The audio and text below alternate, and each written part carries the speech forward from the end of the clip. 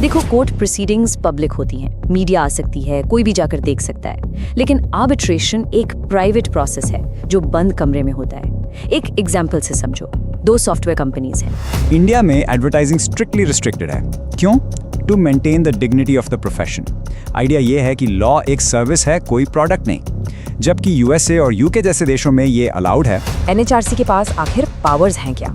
तो simple words में इसके पास एक सिविल कोर्ट की सारी पावर्स होती हैं। अब इसका मतलब क्या हुआ? इसका मतलब ये हुआ कि नंबर 1, द इंडियन जुडिशरी। तो आज इस चैप्टर में हम इस पूरे सिस्टम को टॉप टू बॉटम एकदम सिंपल लैंग्वेज में डिकोड करेंगे। ऑलराइट, सो ये रहा हमारा रोड मैप फॉर टुडे। सबसे पहले सबसे बेसिक सवाल, हमें कोर्ट्स की जरूरत ही क्यों है? फिर हम देखेंगे the pyramid of justice, basically इसका पूरा स्ट्रक्चर। उसके बाद इनकी पावर्स क्या हैं, ये काम कैसे करते हैं, और सबसे इम्पॉर्टेंट, आखिर ये इतने इंडिपेंडेंट, इतने आज़ाद कैसे हैं। तो रेडी हो? Let's get started. तो चलो स्टार्ट करते हैं सबसे पहले और सबसे ज़रूरी सवाल से। हम कोर्ट्स के बारे में सुनते रहते हैं, मूवीज़ में देखते हैं, न्यूज़ में आता है, पर इनकी ज़रूरत ही क्यों है? What's the real purpose? क्यों है ये सिस्टम इतना crucial? Just imagine for a second, India, इतनी बड़ी पॉपुलेशन, यहाँ हर रोज़ हर मिनट लाखों झगड़े होते हैं, जमीन के, फैमिली डिस्प्यूट्स, बिजनेस प्रॉब्लम्स, और हाँ, बड़े बड़े क्राइम्स भी। नाउ जस्ट थिंक, क्या एक सिंगल सुपर कोर्ट बैठकर ये सारे केसेस सॉल्व कर सकता है? एक कोर्ट पूरे देश के लिए? कम ऑन, प्रैक्टिकली सोचो, इट्स जस्ट इम्पॉसिबल। बिल्कुल केओस हो जाएगा, right? And this is where our systems design is just brilliant. देखो, हमें पता है इंडिया एक फेडरल कंट्री है, राइट? मतलब पावर्स सेंट्रल और स्टेट गवर्नमेंट्स के बीच डिवाइडेड है। तो टेक्निकली इनके कोर्ट सिस्टम्स भी अलग अलग होने चाहिए थे। सेंट्रल लॉज के लिए अलग, स्टेट लॉज के लिए अलग। मेक सेंस ना? बट ऐसा बिल्कुल नहीं है। हमारी जुडिशरी, ये वर्ड याद रखना, इंटीग्रेटेड है, मतलब एक सिंगल यूनिफाइड सिस्टम है पूरे देश के लिए। यही सिस्टम सेंट्रल लॉज को भी देखता है और स्टेट लॉज को भी। इससे क्या होता है? पूरे देश में कंसिस्टेंसी बनी रहती है। Super smart, right? तो अब ये जो इंटीग्रेटेड सिस्टम है, ये जो पिरामिड है, ये एक्चुअल में दिखता कैसा है? Let's break it down. चलो इस पिरामिड ऑफ जस्टिस के स्ट्रक्चर को, इसकी हायरार्की को एकदम आसान तरीके से समझते हैं। ओके, इसको समझने के लिए ना बेस्ट एग्जाम्पल है अपना स्कूल। सोचो, क्लास में कोई छोटी मोटी प्रॉब्लम हो गई, आप सबसे पहले किसके पास जाते हो? अपनी टीचर के पास, राइट? टीचर से सॉल्व नहीं हुआ तो मामला थोड़ा एस्केलेट होता है, किसके पास? Vice principal. और अगर वहां से भी बात नहीं बनी तो फाइनल अथॉरिटी, जो सबसे बड़ा डिसीजन लेगा, वो कौन है? Of course the principal. हमारा कोर्ट सिस्टम बिल्कुल बिल्कुल इसी तरह काम करता है। इश्यूज नीचे से ऊपर की तरफ एस्केलेट होते हैं। सो ये देखो, ये है वो 3 टियर स्ट्रक्चर। सबसे नीचे इस पिरामिड के बेस पर हमारे टीचर्स की तरह हैं डिस्ट्रिक्ट एंड सबऑर्डिनेट कोर्ट्स। ये वो कोर्ट्स हैं जहां आप और मैं, यानी आम आदमी, सबसे पहले अपनी प्रॉब्लम लेकर जाता है। फिर आते हैं मिडिल लेवल पर हमारे वाइस प्रिंसिपल्स, यानी हाई कोर्ट्स, हर स्टेट का सबसे बड़ा कोर्ट। और फिर सबसे ऊपर अकेले द फाइनल बॉस, हमारे principal, the supreme court of India, the apex court. तो चलो इस पिरामिड के टॉप से स्टार्ट करते हैं। The supreme court of India, इसको एपेक्स कोर्ट भी कहते हैं, APEX, यानी सबसे ऊपर, पीक पर। ये 28 जनवरी 1950 को एस्टैब्लिश हुआ था। और इसकी सबसे बड़ी बात क्या है? इसका decision is binding on all other courts, यानी इसने जो कह दिया वो पत्थर की लकीर है, नीचे के सभी कोर्ट्स को वो मानना ही पड़ेगा। Imagine the power. अभी इसमें 1 चीफ जस्टिस ऑफ इंडिया और 33 दूसरे जजेस हैं, तो टोटल 34। ओके, पिरामिड में एक स्टेप नीचे आओ। यहाँ आते हैं हाई कोर्ट्स। सिंपल वर्ड्स में ये हर स्टेट के जुडिशियल हेड हैं। इंडिया में अभी टोटल 25 हाई कोर्ट्स हैं। इनका मेन काम क्या है? जो लोअर कोर्ट्स हैं ना, उनके फंक्शनिंग को सुपरवाइज करना और उनके डिसीजंस के अगेंस्ट अपील सुनना। एक स्टेट के लिए ये सबसे बड़ा कोर्ट है। नाउ जब हम डिस्ट्रिक्ट लेवल पर आते हैं तो यहाँ एक बहुत ही कूल चीज़ होती है। देखो, जज एक ही पर्सन है, लेकिन उसके रोल्स 2 हैं। It's like 1 actor playing 2 different characters. जब वो जज सिविल केसेस सुनता है, सिविल केसेस मतलब प्रॉपर्टी के झगड़े, डिवोर्स, कॉन्ट्रैक्ट इश्यूज, तब उसे कहते हैं डिस्ट्रिक्ट जज। लेकिन जब वही सेम जज क्रिमिनल केसेस सुनता है, जैसे मर्डर, रॉबरी, किडनैपिंग, तब उसे कहते हैं सेशंस जज। सी, पर्सन 1, रोल 2। इंटरेस्टिंग है ना? ओके, नाउ ध्यान से इस चार्ट को देखो, थोड़ा सा कॉम्प्लेक्स लग सकता है, but I promise it's easy once you get it. और हाँ, एग्जाम पॉइंट ऑफ व्यू से ये सुपर इंपॉर्टेंट है। ये सबऑर्डिनेट कोर्ट्स यानी डिस्ट्रिक्ट कोर्ट से नीचे की हायरार्की है। नोटिस करो, 2 पैरेलल ट्रैक्स हैं, एक सिविल साइड के लिए और एक क्रिमिनल साइड के लिए, और ये हायरार्की नीचे से ऊपर जा रही है इन असेंडिंग ऑर्डर। तो सिविल साइड में सबसे नीचे है मुंसिफ कोर्ट और क्रिमिनल साइड में है जुडिशियल मैजिस्ट्रेट सेकंड क्लास, और ये ऊपर बढ़ते बढ़ते डिस्ट्रिक्ट और सेशंस कोर्ट तक जाते हैं। ऑलराइट, सो स्ट्रक्चर क्लियर हो गया, पिरामिड समझ आ गया। गुड। अब आते हैं असली बात पर, पावर। इन कोर्ट्स के पास आखिर पावर्स हैं क्या? लीगल लैंग्वेज में इस पावर को जुरिस्डिक्शन कहते हैं। Let's check it out. Okay, supreme court की पावर्स को ना हम मेनली 3 कैटेगरीज में डिवाइड कर सकते हैं। First, original jurisdiction. ओरिजिनल मतलब जहां केस ओरिजिनेट होता है, यानी सीधा स्टार्ट ही सुप्रीम कोर्ट में होता है। ये बहुत स्पेशल वीआईपी केसेस होते हैं, जैसे 2 स्टेट गवर्नमेंट्स के बीच में कोई डिस्प्यूट हो गया। सेकंड, और ये सबसे कॉमन है, अपीलेट जुरिस्डिक्शन। इसका मतलब है अपील सुनना। नीचे हाईकोर्ट ने डिसीजन दिया, आप उससे खुश नहीं है, तो आप कहाँ अपील करोगे? सुप्रीम कोर्ट में। एंड थर्ड, एक बहुत ही स्पेशल पावर है, एडवाइजरी जुरिस्डिक्शन।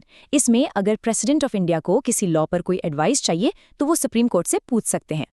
अच्छा, अब ये सोचो, इन कोर्ट्स में गवर्नमेंट को रिप्रेजेंट कौन करता है? उनके भी तो लॉयर्स होंगे ना? बिल्कुल। तो सेंट्रल गवर्नमेंट का जो सबसे बड़ा लॉ ऑफिसर होता है, उसे कहते हैं अटॉर्नी जनरल ऑफ इंडिया। वो गवर्नमेंट का मेन लीगल एडवाइजर है। सेम टू सेम हर स्टेट का भी अपना टॉप लॉ ऑफिसर होता है, और उसे कहते हैं advocate general of the state. और हाँ, अटॉर्नी जनरल की हेल्प के लिए सॉलिसिटर जनरल भी होते हैं। Okay, so structure check, powers check, but court room के अंदर एक्चुअल में होता क्या है, काम करने का स्टाइल क्या है, हम कौन सा सिस्टम फॉलो करते हैं, चलो अब ये समझते हैं। इंडिया में हम कॉमन लॉ सिस्टम फॉलो करते हैं। ये सिस्टम हमें ब्रिटिशर्स से इनहेरिट हुआ है। इसमें एक वर्ड सबसे इंपॉर्टेंट है, और वो है प्रेसिडेंट। प्रेसिडेंट का सिंपल मतलब है एग्जाम्पल। सोचो, अगर सुप्रीम कोर्ट ने किसी केस में एक नया जजमेंट दे दिया, तो वो जजमेंट एक लॉ की तरह बन जाता है।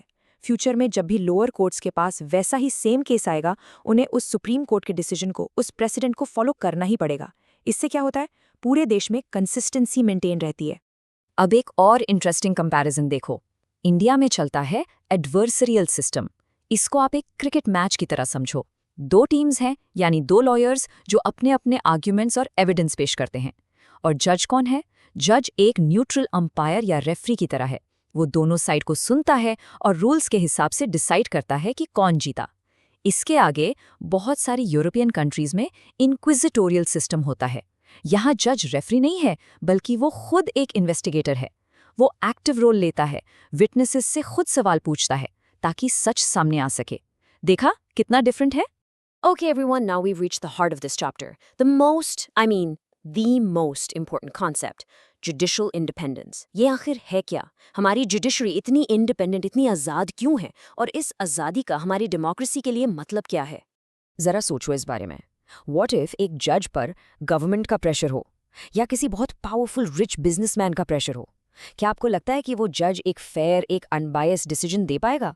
कभी नहीं दे पाएगा। वो तो डर के मारे गलत फैसला सुना देगा। तो why is it so important कि जजेस किसी से ना डरें, कि वो कंप्लीटली इंडिपेंडेंट हो? द आंसर इज सिंपल, क्योंकि एक इंडिपेंडेंट जुडिशरी ही हमारी डेमोक्रेसी की वॉचडॉग है। जैसे एक वॉचडॉग घर की रक्षा करता है, वैसे ही जुडिशरी हमारी डेमोक्रेसी की रक्षा करती है। ये हम सबके फंडामेंटल राइट्स की गार्डियन है। अगर कल को गवर्नमेंट कोई ऐसा लॉ बना दे जो आपसे आपके राइट्स छीन लें, तो आप कहाँ जाओगे? आप जुडिशरी के पास जाओगे, और जुडिशरी उस लॉ को कैंसिल कर सकती है। ये गवर्नमेंट की पावर्स पर एक चेक लगाती है, इसलिए इसको चेक्स एंड बैलेंसेस का सिस्टम कहते हैं। It's absolutely crucial.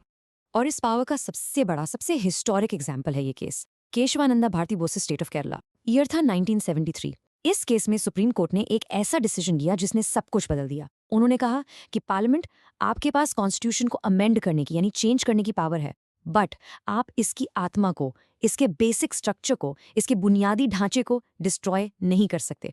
Basically supreme court ने एक लाइन ड्रॉ कर दी कि पार्लियामेंट की पावर लिमिटलेस नहीं है। What a powerful statement.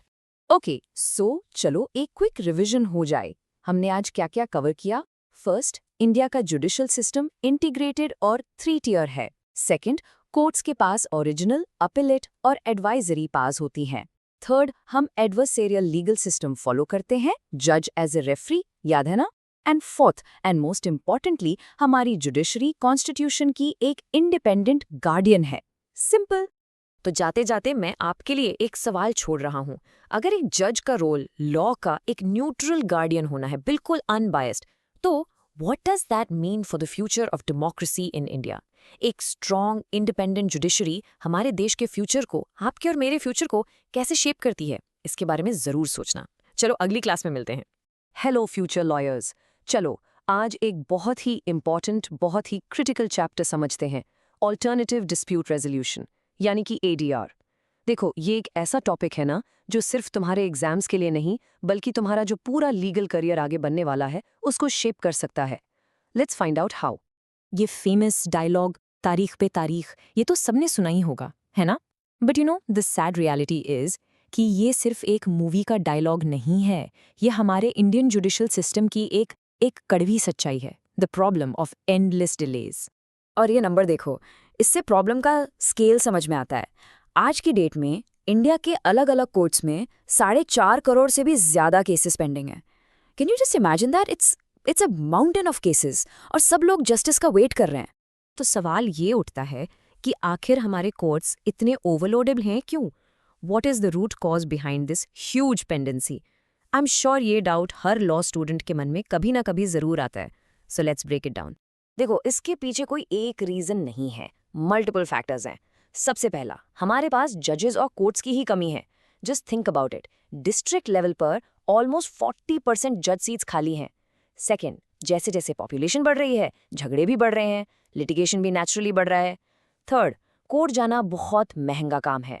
Lawyer की फीस, कोर्ट फीस, सालों तक जो प्रोसेस चलता है उसका खर्चा। और आखिरी, हमारा जो लीगल प्रोसीजर है वो काफ़ी कॉम्प्लेक्स और लंबा है। तो ये सारे फैक्टर्स मिलकर सिस्टम को बहुत स्लो कर देते हैं।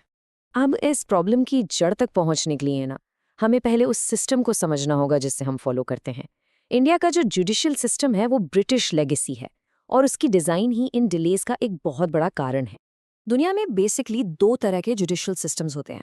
हम फॉलो करते हैं एडवर्सेरियल सिस्टम। अब इसमें क्या होता है? यहाँ जज एक न्यूट्रल रेफरी की तरह होता है। असली जो गेम है वो दोनों तरफ के लॉयर्स के बीच में होता है। वो एविडेंस लाते हैं, आर्ग्यूमेंट्स करते हैं और केस जीतने की कोशिश करते हैं। It's basically a competition. दूसरी तरफ होता है इनक्विजिटोरियल सिस्टम, जैसे जर्मनी या फ्रांस में। वहाँ जज एक इन्वेस्टिगेटर की तरह एक एक्टिव रोल प्ले करता है। उसका काम सिर्फ सुनना नहीं है, बल्कि सच्चाई को एक्टिवली ढूंढना है। So the problem is absolutely clear. हमारा जो एडवर्सेरियल सिस्टम है वो स्लो है, महंगा है और बहुत टेक्निकल हो जाता है। तो फिर इसका ऑल्टरनेटिव क्या है? यहीं से शुरू होती है ADR की कहानी। ADR का सिंपल सा मतलब है डिस्प्यूट्स को ट्रेडिशनल कोर्ट सिस्टम के बाहर रिजॉल्व करना। That's it. और हाँ, ये बिल्कुल मत सोचना कि ADR कोई नया या वेस्टर्न कॉन्सेप्ट है। Not at all.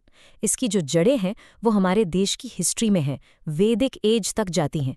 This is our very own tradition of justice. देखो, वैदिक एज में भी हमारे पास ऐसी स्पेशलाइज्ड ट्राइब्यूनल्स होती थी, जैसे कुला होती थी फैमिली डिस्प्यूट्स के लिए, श्रेणी होती थी क्राफ्ट्समैन या गिल्ड्स के लिए, और पूगा ट्रेडर्स एसोसिएशंस के लिए, और पंचायत तो हम सब जानते ही हैं। सो ये जो आइडिया है ना आउट ऑफ कोर्ट सेटलमेंट का, ये बहुत डीपली इंडियन है। ओके, अब आते हैं मॉडर्न लॉ पर। इस सेक्शन को स्टार मार्क कर लो, बहुत इंपॉर्टेंट है for your exams. Section 89 of the civil procedure code. ये सेक्शन कोर्ट को पावर देता है कि अगर उसे लगता है कि किसी केस में सेटलमेंट की थोड़ी सी भी गुंजाइश है, तो वो उस केस को कोर्ट के बाहर ADR के थ्रू सॉल्व करने के लिए रेफर कर सकता है। This is the legal backbone of modern ADR in India. तो चलो अब ADR के जो 4 मेन टाइप्स हैं उनको एक एक करके समझते हैं। आर्बिट्रेशन, कॉन्सिलिएशन, मीडिएशन और लोक अदालत। Let's start with the first and you could say the most formal type of ADR, arbitration. इसे आप एक प्राइवेट कोर्ट की तरह समझ सकते हैं। प्रोसेस इसका काफी सिंपल है। पार्टीज जज की जगह एक न्यूट्रल एक्सपर्ट को चुनती हैं, जिसे हम कहते हैं आर्बिट्रेटर। आर्बिट्रेटर दोनों साइड्स को सुनता है, एविडेंस देखता है और आखिर में एक फाइनल डिसीजन देता है। और हाँ, याद रखना, इस डिसीजन को जजमेंट नहीं, अवार्ड कहते हैं।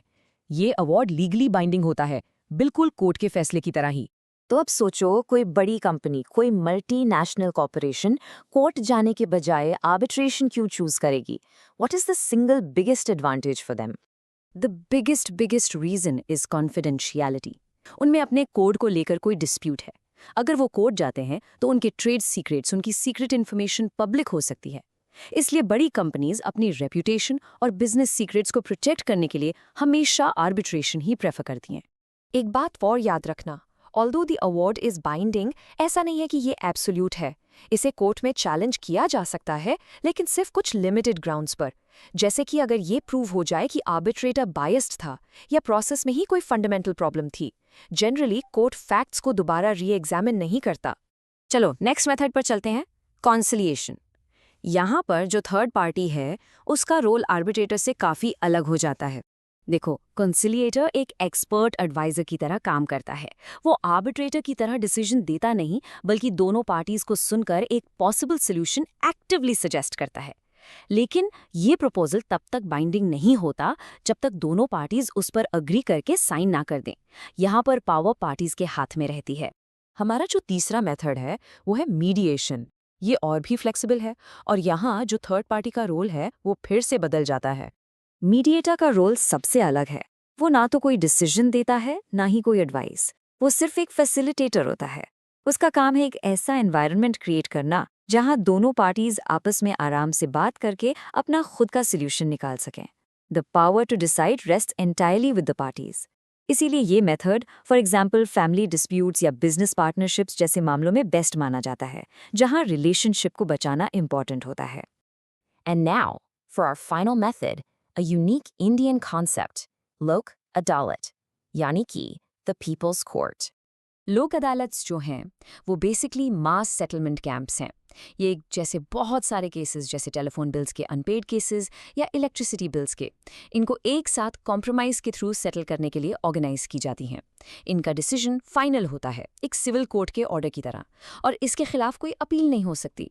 This is a brilliant way to clear huge backlogs of cases. Okay, चलो एक क्विक रिवीजन करते हैं पूरे चैप्टर का। प्रॉब्लम क्या है? हमारे कोर्ट्स ओवरलोडेड है thanks to the adversarial system. Solution क्या है? एडीआर, जो इंडियन ट्रेडिशन में रूटेड है और सेक्शन 89 सीपीसी से बैक्ड है। इसके 4 टाइप्स हैं। आर्बिट्रेशन, एक प्राइवेट कोर्ट जिसका अवार्ड बाइंडिंग होता है। कॉन्सिलिएशन, जहां एक्सपर्ट एक सोल्यूशन सजेस्ट करता है। मीडिएशन, जहां फैसिलिटेटर आपकी हेल्प करता है खुद सोल्यूशन ढूंढने में। And finally Lok Adalat, mass settlement जिसका डिसीजन फाइनल होता है। And to end this, I want to leave you with a thought. As a future lawyer, as a future legal professional, क्या आपका रोल सिर्फ केस जीतना है या लोगों की प्रॉब्लम्स को सॉल्व करना है? सोचिएगा कि एडीआर में मास्टरी हासिल करके आप एक ज़्यादा इफेक्टिव, एक ज़्यादा वैल्यूएबल लॉयर कैसे बन सकते हैं। Thank you for joining me. Welcome to our explainer on the law of contract. अगले कुछ मिनट्स में हम इस टॉपिक को एकदम सिंपल बना देंगे। हम समझेंगे कि कैसे एक छोटा सा प्रॉमिस एक लीगली बाइंडिंग कॉन्ट्रैक्ट बन जाता है, कौन कॉन्ट्रैक्ट कर सकता है, और अगर कोई अपना प्रॉमिस तोड़ दे तो क्या होता है। हम सब कुछ कवर करेंगे ताकि आप एग्जाम के लिए बिल्कुल रेडी हो जाएं। ठीक है, चलो शुरू करते हैं। हर कॉन्ट्रैक्ट की शुरुआत बहुत ही सिंपल चीज से होती है, उसके बेसिक बिल्डिंग ब्लॉक्स से। लेट्स सी इसका फॉर्मूला क्या है। ये देखो, ये है कॉन्ट्रैक्ट लॉ का सबसे बेसिक फॉर्मूला। सब कुछ शुरू होता है एक ऑफर से, जिसे हम हिंदी में प्रस्ताव कहते हैं। फॉर एग्जाम्पल, अगर मैं बोलूं मुझे अपनी घड़ी 500 रुपये में बेचनी है, तो ये एक ऑफर है। अब अगर आप कहते हो हाँ मैं इसे 500 रुपये में खरीदूंगा, तो ये हो गई एक्सेप्टेंस, यानी स्वीकृति। और जब ऑफर और एक्सेप्टेंस मिल जाते हैं तो बन जाता है एक अग्रीमेंट। Simple, right? तो लीगली अग्रीमेंट क्या है? सेक्शन 2E के हिसाब से ये हर वो प्रॉमिस है जिसमें दोनों पार्टीज एक दूसरे को कुछ दे रही हैं, बेसिकली म्यूचुअल प्रॉमिसेस। पर यहाँ एक सवाल उठता है, क्या हर अग्रीमेंट एक कॉन्ट्रैक्ट होता है? क्या आप हर प्रॉमिस को कोर्ट में ले जा सकते हो? सोचो इसके बारे में। और ये लाइन ये कॉन्ट्रैक्ट लॉ के सबसे इंपॉर्टेंट रूल्स में से एक है। एग्जाम के लिए इसको स्टार मार्क कर लो। इसका मतलब क्या है? देखो, अगर आप अपने दोस्त से प्रॉमिस करते हो कि मूवी देखने चलोगे, तो वो एक अग्रीमेंट है। लेकिन अगर वो कैंसिल कर दे तो आप उस पर केस तो नहीं कर सकते, है ना? वो एक सोशल अग्रीमेंट है। पर एक बिजनेस अग्रीमेंट बिल्कुल अलग चीज है। तो आखिर वो मैजिकल इंग्रेडिएंट क्या है जो एक सिंपल से अग्रीमेंट को एक पावरफुल, लीगली इनफॉर्सेबल कॉन्ट्रैक्ट बना देता है? चलो अपने फॉर्मूला को अपग्रेड करते हैं। ये रहा।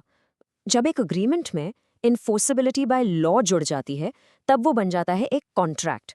इंडियन कॉन्ट्रैक्ट एक्ट 1872 के सेक्शन 2H के मुताबिक कॉन्ट्रैक्ट वो अग्रीमेंट है जिसे कोर्ट मानता है और इन्फोर्स करता है।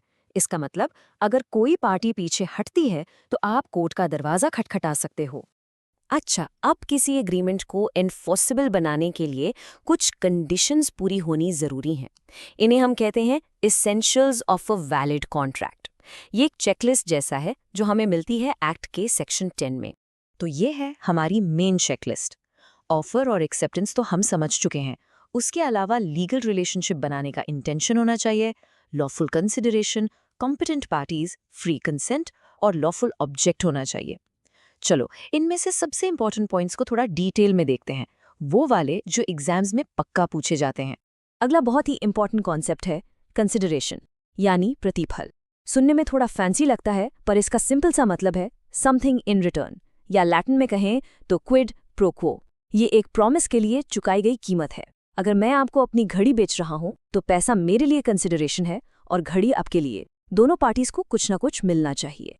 और ये इतना ज़रूरी है कि आमतौर पर बिना कंसिडरेशन के कोई भी अग्रीमेंट वॉइड होता है, यानी उसकी लीगल वैल्यू ज़ीरो है। एक तरफा प्रॉमिस कॉन्ट्रैक्ट नहीं होता। अगर आपके पापा ने प्रॉमिस किया कि 95% लाने पर आईफोन देंगे, तो वो एक डोमेस्टिक अग्रीमेंट है। उन्हें लीगली समथिंग इन रिटर्न नहीं मिल रहा है, इसलिए आप उन पर केस नहीं कर सकते।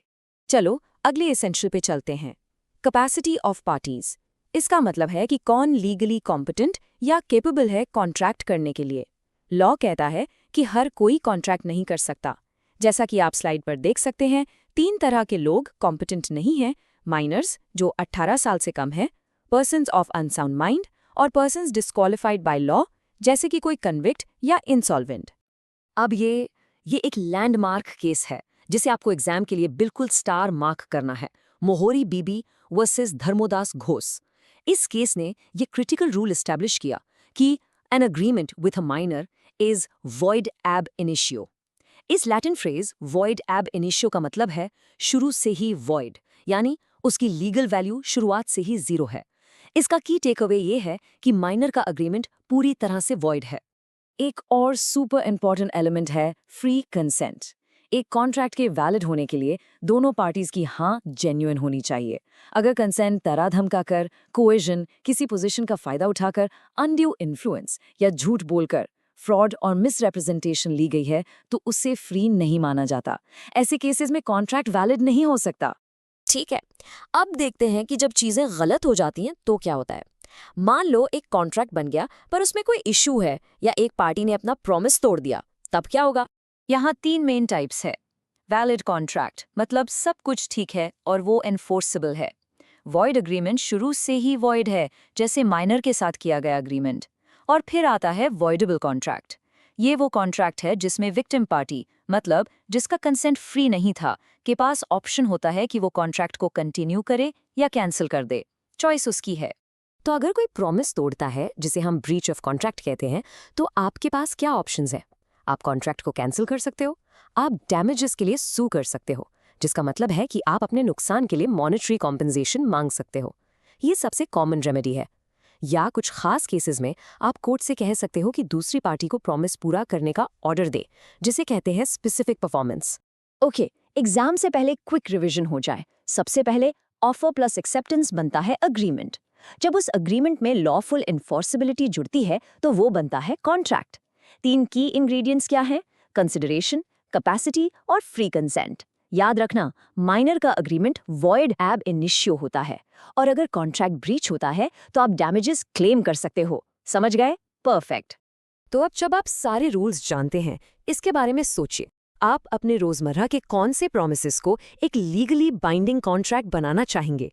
शायद दोस्तों के साथ ग्रुप स्टडी के प्लान्स या पॉकेट मनी का प्रॉमिस। सोचना जरूर। Thanks for tuning in. Hello students, चलिए आज मिलके एक बहुत ही इंटरेस्टिंग और इम्पॉर्टेंट चैप्टर शुरू करते हैं, law of torts. I know, नाम सुन के थोड़ा टेक्निकल लगता है, बट ट्रस्ट मी, हम इसको इतना सिंपल बना देंगे कि आपके बोर्ड एग्जाम्स हों या क्लैट, सारे कॉन्सेप्ट्स बिल्कुल क्रिस्टल क्लियर हो जाएंगे। चलो, इसको एक रियल लाइफ सिचुएशन से शुरू करते हैं। सोचो जरा, आपके पड़ोसी हैं जो रोज रात को 12 बजे के बाद फुल वॉल्यूम पे म्यूजिक बजाते हैं और आप सो नहीं पाते। कितनी परेशानी होती है, राइट? तो सवाल ये है कि क्या इस सिचुएशन में लॉ आपकी कोई हेल्प कर सकता है? Well, the answer is big yes. और कैसे? वही तो हम आज इस पूरे चैप्टर में डिस्कवर करने वाले हैं। सो ये है हमारा आज का रोड मैप। हम बिल्कुल बेसिक से स्टार्ट करेंगे कि टॉर्ट आखिर है क्या चीज़, फिर इसके एसेंशियल इंग्रेडिएंट्स को समझेंगे। उसके बाद will dive into different types of torts, कुछ जो जानबूझकर किए जाते हैं और कुछ जो बस लापरवाही से हो जाते हैं। और फाइनली हम एक ऐसी सिचुएशन देखेंगे जहां गलती कोई और करता है और जिम्मेदार कोई और होता है। तो चलो लेट्स बिगिन।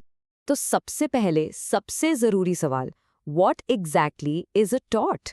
ये वर्ड शायद आपके लिए नया हो, लेकिन बिलीव मी, इसका कनेक्शन हमारी डेली लाइफ से बहुत बहुत गहरा है। देखो, ये जो वर्ड है टॉर्ट, ये एक लैटिन वर्ड टॉटम से आया है, और टॉटम का मतलब होता है ट्विस्टेड या क्रुकेड, बेसिकली कोई टेढ़ा या गलत काम। सो इन लीगल लैंग्वेज टॉर्ट का मतलब है एक सिविल रॉन्ग। सिंपल वर्ड्स में ये एक ऐसी गलती है जो किसी इंडिविजुअल के अगेंस्ट की गई हो, और उस गलती के लिए कानून उस पर्सन पर लीगल लायबिलिटी डालता है जिसने वो गलत काम किया है। ओके, अब ये पार्ट आपके एग्जाम्स के लिए सुपर डुपर इंपॉर्टेंट है। टॉर्ट और क्राइम में आखिर फर्क क्या है? देखो, टॉर्ट एक इंडिविजुअल के अगेंस्ट रॉन्ग है। अगर ए ने बी को नुकसान पहुंचाया तो ये उन दोनों के बीच का प्राइवेट मामला है। यहां गोल विक्टिम को कॉम्पेंसेट करना है, यानी उसके नुकसान की भरपाई करना, यूजुअली पैसों से, और केस भी विक्टिम खुद फाइल करता है। Crime on the other hand पूरी सोसाइटी के अगेंस्ट एक रॉन्ग माना जाता है, इसलिए वहां गोल ऑफेंडर को पनिश करना होता है, जैसे जेल भेजना, और केस स्टेट यानी सरकार चलाती है, नॉट द इंडिविजुअल। ओके, तो अब हमने ये तो समझ लिया कि टॉर्ट क्या है, लेकिन किसी भी एक्ट को टॉर्ट कहलाने के लिए कुछ कंडीशंस तो पूरी होनी चाहिए ना। So let's look at the 4 essential ingredients of a tort. ये 4 स्टेप्स हमेशा याद रखना: ड्यूटी, ब्रीच, कॉजेशन और डैमेज। फॉर एग्जाम्पल, एक डॉक्टर की एक लीगल ड्यूटी ऑफ केयर होती है अपने पेशेंट की तरफ, राइट? अगर वो ऑपरेशन के टाइम लापरवाही करता है तो उसने अपनी ड्यूटी ब्रीच की। अगर उस ब्रीच की वजह से यानी उसके एक्ट से कॉजेशन हो और पेशेंट को कोई डैमेज या इंजरी हो जाए, तो देखो ये चारों इंग्रेडिएंट्स पूरे हो गए, and this becomes a tort of medical negligence. अब ये 2 कॉन्सेप्ट्स बहुत क्रूशियल हैं। पहला है इंजूरिया साइन डैमनो, यानी लीगल इंजरी हुई पर एक्चुअल फाइनेंशियल डैमेज नहीं हुआ। टॉर्ट के लिए लीगल राइट का वायलेट होना जरूरी है। जैसे भीम सिंह केस में एक एमएलए को रॉन्गफुली वोट डालने से रोका गया। उनकी पार्टी तो जीत गई, सो उनको कोई मॉनेटरी लॉस नहीं हुआ, बट उनका legal right to vote violate हुआ, सो इंजूरिया हुई, and that was enough for the court. इसका उल्टा है डैमनम साइन इंजूरिया। यहाँ एक्चुअल डैमेज हुआ पर कोई लीगल इंजरी नहीं हुई। जैसे आपके स्कूल के सामने एक नया बेटर स्कूल खुल गया, आपको फाइनेंशियल लॉस तो हुआ पर उन्होंने आपका कोई लीगल राइट नहीं तोड़ा। That's just business competition, so this is not a tort. Simple rule, no legal injury, no tort. चलो अब आगे बढ़ते हैं और बात करते हैं उन टॉर्ट्स की जो अनजाने में नहीं बल्कि जानबूझकर, ऑन पर्पस, एक इंटेंशन के साथ किए जाते हैं। इन्हें हम कहते हैं इंटेंशनल टॉर्ट्स। यहाँ स्क्रीन पर आप कुछ कॉमन एग्जाम्पल्स देख सकते हैं। इसमें आते हैं किसी को डराना, धमकाना, किसी को रॉन्गफुली कन्फाइन करना, किसी की प्रॉपर्टी में घुसना, या किसी की रेपुटेशन खराब करना। चलो इनमें से कुछ इंपॉर्टेंट वालों को थोड़ा डिटेल में देखते हैं। ये 2 टर्म्स अक्सर लोगों को कंफ्यूज करते हैं, but the difference is actually very simple. Assault होता है किसी के मन में डर पैदा करना कि अभी राइट नाउ फिजिकल हार्म होने वाला है, जैसे किसी की तरफ गुस्से में मुक्का लहराना। एक्चुअल कांटेक्ट जरूरी नहीं है। और बैटरी है जब एक्चुअल फिजिकल कांटेक्ट हो जाता है, मतलब अगर वो मुक्का उस पर्सन को लग गया तो वो बैटरी है। So assault is the threat, battery is the action. Simple. Trespass का कॉन्सेप्ट बहुत स्ट्रेट फॉरवर्ड है। किसी और की प्रॉपर्टी में, चाहे वो जमीन हो या घर, बिना परमिशन के एंटर करना इज ट्रेसपास। और इसमें सबसे इंपॉर्टेंट बात पता है क्या है? आपको कोई नुकसान करने की जरूरत नहीं है, सिर्फ आपकी अनऑथराइज्ड प्रेजेंस ही ट्रेसपास का टॉर्ट कमिट करने के लिए काफी है। ओके, डेफेमेशन, इसका मतलब है किसी की रेप्यूटेशन को डैमेज करना, झूठी बातें फैलाकर। इसके 2 टाइप्स हैं, एज यू कैन सी। जब कोई झूठी बात परमानेंट फॉर्म में हो, जैसे न्यूज़पेपर में लिखी हो या एक यूट्यूब वीडियो में, उसे कहते हैं लाइबल। और जब वही झूठी बात टेम्पररी फॉर्म में हो, जैसे सिर्फ बोलकर या इशारों से, उसे कहते हैं slander. So remember, permanent form is libel, temporary form is slander. Easy. So अभी तक हमने बात की उन रॉन्ग्स की जो जानबूझकर किए जाते हैं, बट अब हम उस कैटेगरी में आते हैं जो शायद सबसे कॉमन है, नेग्लिजेंस यानी लापरवाही। नेग्लिजेंस का की कॉन्सेप्ट है रीजनेबल केयर। देखो, लॉ आपसे एक्सपेक्ट करता है कि आप एक ऑर्डिनरी प्रूडेंट पर्सन यानी एक आम समझदार इंसान की तरह बिहेव करें। अगर आप वो लेवल ऑफ केयर नहीं लेते जो एक आम इंसान उस सिचुएशन में लेता, तो आप नेग्लिजेंट हैं। फॉर एग्जाम्पल, एक क्राउडेड मार्केट में तेज गाड़ी चलाना, एक आम समझदार इंसान ऐसा बिल्कुल नहीं करेगा, इसलिए ये एक एक्ट ऑफ नेग्लिजेंस है। चलो अब एक बहुत ही फैसिनेटिंग कॉन्सेप्ट देखते हैं। ये एक ऐसी सिचुएशन है जहां आपकी गलती ना होने पर भी आपको रिस्पॉन्सिबल ठहराया जा सकता है। इसी को नो फॉल्ट लाइबिलिटी भी कहते हैं। इसकी शुरुआत हुई एक फेमस इंग्लिश केस से, राइलेंस वो फ्लेचर। इसके अकॉर्डिंग अगर आप कोई डेंजरस चीज़ अपने लैंड पर नॉन नेचुरल यूज़ के लिए लाते हो और वो चीज़ वहाँ से एस्केप करके किसी और को नुकसान पहुँचाती है, तो आप स्ट्रिक्टली लायबल होगे। आपकी गलती प्रूव करने की ज़रूरत ही नहीं है। लेकिन हाँ, इसके कुछ एक्सेप्शंस हैं, जैसे एक्ट ऑफ गॉड यानी कोई नेचुरल डिजास्टर हो गया या प्लेंटिफ की खुद की गलती थी। फिर आती है एब्सोल्यूट लायबिलिटी, जो कि एक प्राउड इंडियन कॉन्सेप्ट है। ये भोपाल गैस ट्रेजेडी के बाद MC मेहता केस में सुप्रीम कोर्ट ने डेवलप किया। ये आप समझ लो स्ट्रिक्ट लायबिलिटी से भी ज़्यादा स्ट्रिक्ट है। इसके हिसाब से अगर कोई कंपनी बहुत ही डेंजरस या हैजर्डस एक्टिविटी में इन्वॉल्व है, सोचो कोई केमिकल फैक्ट्री, और कोई एक्सीडेंट हो जाता है, तो उसकी लायबिलिटी एब्सोल्यूट होगी। यहाँ एक्ट ऑफ गॉड जैसा कोई भी एक्सेप्शन, कोई भी एक्सक्यूज काम नहीं करेगा। और ये टेबल ये आपके एग्जाम के लिए सब कुछ एक ही जगह पर परफेक्टली समराइज कर देगा। की पॉइंट्स याद रखो। स्ट्रिक्ट लायबिलिटी इंग्लिश लॉ से आई, उसमें एक्सेप्शंस हैं। एब्सोल्यूट लायबिलिटी इंडियन लॉ की देन है, हैजर्डस एक्टिविटीज़ पर लगती है और इसमें 0 एक्सेप्शंस हैं। और हाँ, इसमें डैमेजेस भी बहुत बहुत ज़्यादा होते हैं। और अब हम आते हैं अपने आखिरी लेकिन बहुत ही प्रैक्टिकल कॉन्सेप्ट पर, वाइकेरियस लायबिलिटी। इसका सिंपल सा मतलब है करे कोई और, भरे कोई और। ये कॉन्सेप्ट सबसे ज़्यादा एम्प्लॉयर एम्प्लॉय या मास्टर सर्वेंट रिलेशनशिप में अप्लाई होता है। द प्रिंसिपल इज कि एक मास्टर अपने सर्वेंट के गलत काम के लिए रिस्पॉन्सिबल होता है, लेकिन इसकी एक इम्पॉर्टेंट शर्त है, वो गलत काम in the course of employment होना चाहिए। जैसे अगर एक कंपनी का डिलीवरी ड्राइवर ड्यूटी के टाइम गाड़ी चलाते हुए एक्सीडेंट कर देता है, तो विक्टिम ड्राइवर के साथ साथ उसकी कंपनी पर भी केस कर सकता है।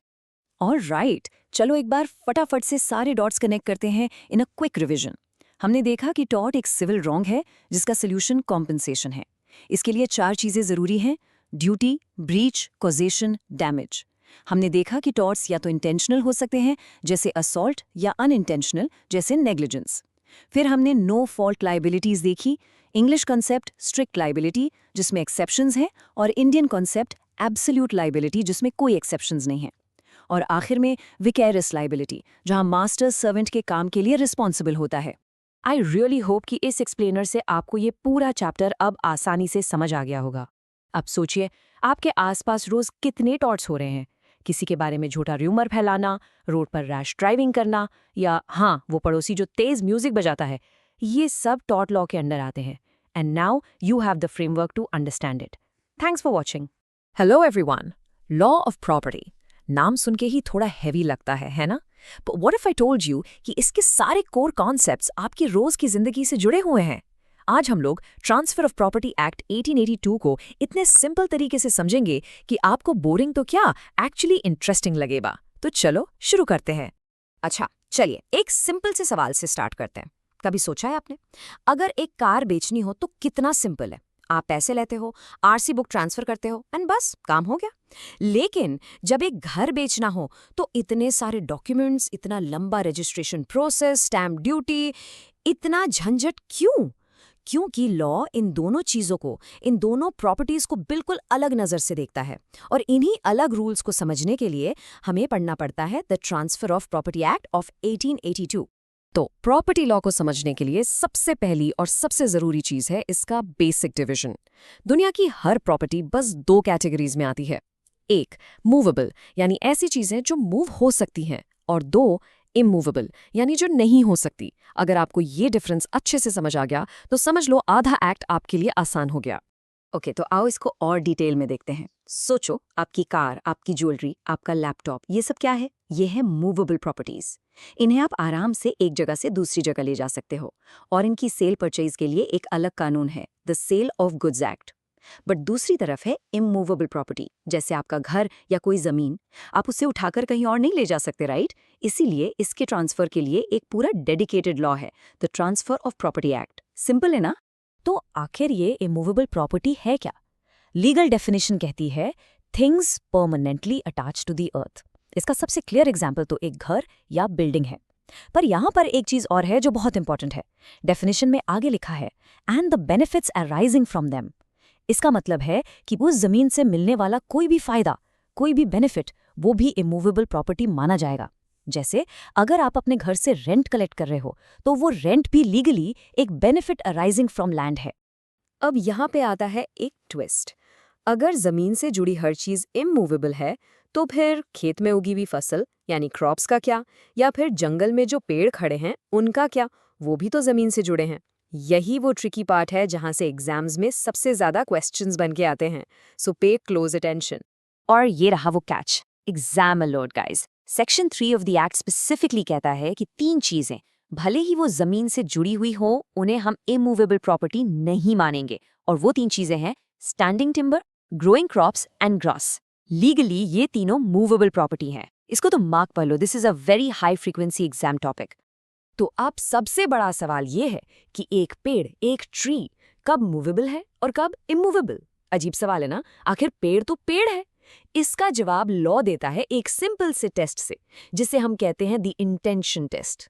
मतलब लॉ ये देखता है कि उस पेड़ को उगाने वाले का इरादा, उसकी नीयत क्या थी। देखो इंटेंशन टेस्ट काम कैसे करता है। अगर आपने टीक या बैम्बू जैसे पेड़ इसलिए उगाए हैं कि बड़े होने पर उन्हें काटकर लकड़ी बेची जाएगी, तो लॉ उसे स्टैंडिंग टिम्बर मानता है, यानी कि मूवेबल प्रॉपर्टी। लेकिन अगर आपने एक आम का पेड़ लगाया है जिसे आप सालों तक फल खाओगे, उसकी छांव में बैठोगे, तो यहाँ आपका पर्पस लॉन्ग टर्म एंजॉयमेंट है, इसलिए वो पेड़ इमूवेबल प्रॉपर्टी माना जाएगा। तो सब कुछ ओनर की इंटेंशन पर डिपेंड करता है। और ये इंटेंशन वाली बात हम ऐसे ही नहीं बोल रहे हैं। ये एक प्रॉपर लीगल प्रिंसिपल है जिसे सुप्रीम कोर्ट ने एस्टैब्लिश किया था in the landmark case of Shantabai versus state of Bombay. इस केस ने ही ये क्लियर किया था कि एक ट्री का लीगल स्टेटस उसके ओनर के पर्पस पर डिपेंड करेगा। तो इस केस का नाम जरूर याद रखना। चलो बहुत हो गई थ्योरी, लेट्स गेट प्रैक्टिकल। मान लो आपको एक इमूवेबल प्रॉपर्टी जैसे एक फ्लैट ट्रांसफर करना है, तो इसका एक्चुअल प्रोसेस क्या है? टेंशन मत लो, मैंने इसको एक बहुत ही सिंपल 4 स्टेप रोड मैप में ब्रेक डाउन कर दिया है, जिससे आपको आसानी से पूरा प्रोसेस समझ आ जाएगा। पावर प्रोसेस से भी पहले एक बेसिक सवाल, प्रॉपर्टी ट्रांसफर कर कौन सकता है? लॉ इस पे बहुत क्लियर है। जो पर्सन ट्रांसफर कर रहा है वो कॉम्पिटेंट टू कॉन्ट्रैक्ट होना चाहिए। मतलब उसकी एज 18 साल से ज्यादा हो, वो साउंड माइंड का हो, यानी अकली तौर पर ठीक हो, और सबसे इंपॉर्टेंट, या तो वो उस प्रॉपर्टी का असली मालिक हो या उसके पास उसे बेचने की लीगल अथॉरिटी हो। ये रूल्स इसलिए हैं ताकि कोई फ्रॉड ना हो। तो ये है आपका 4 स्टेप प्रोसेस।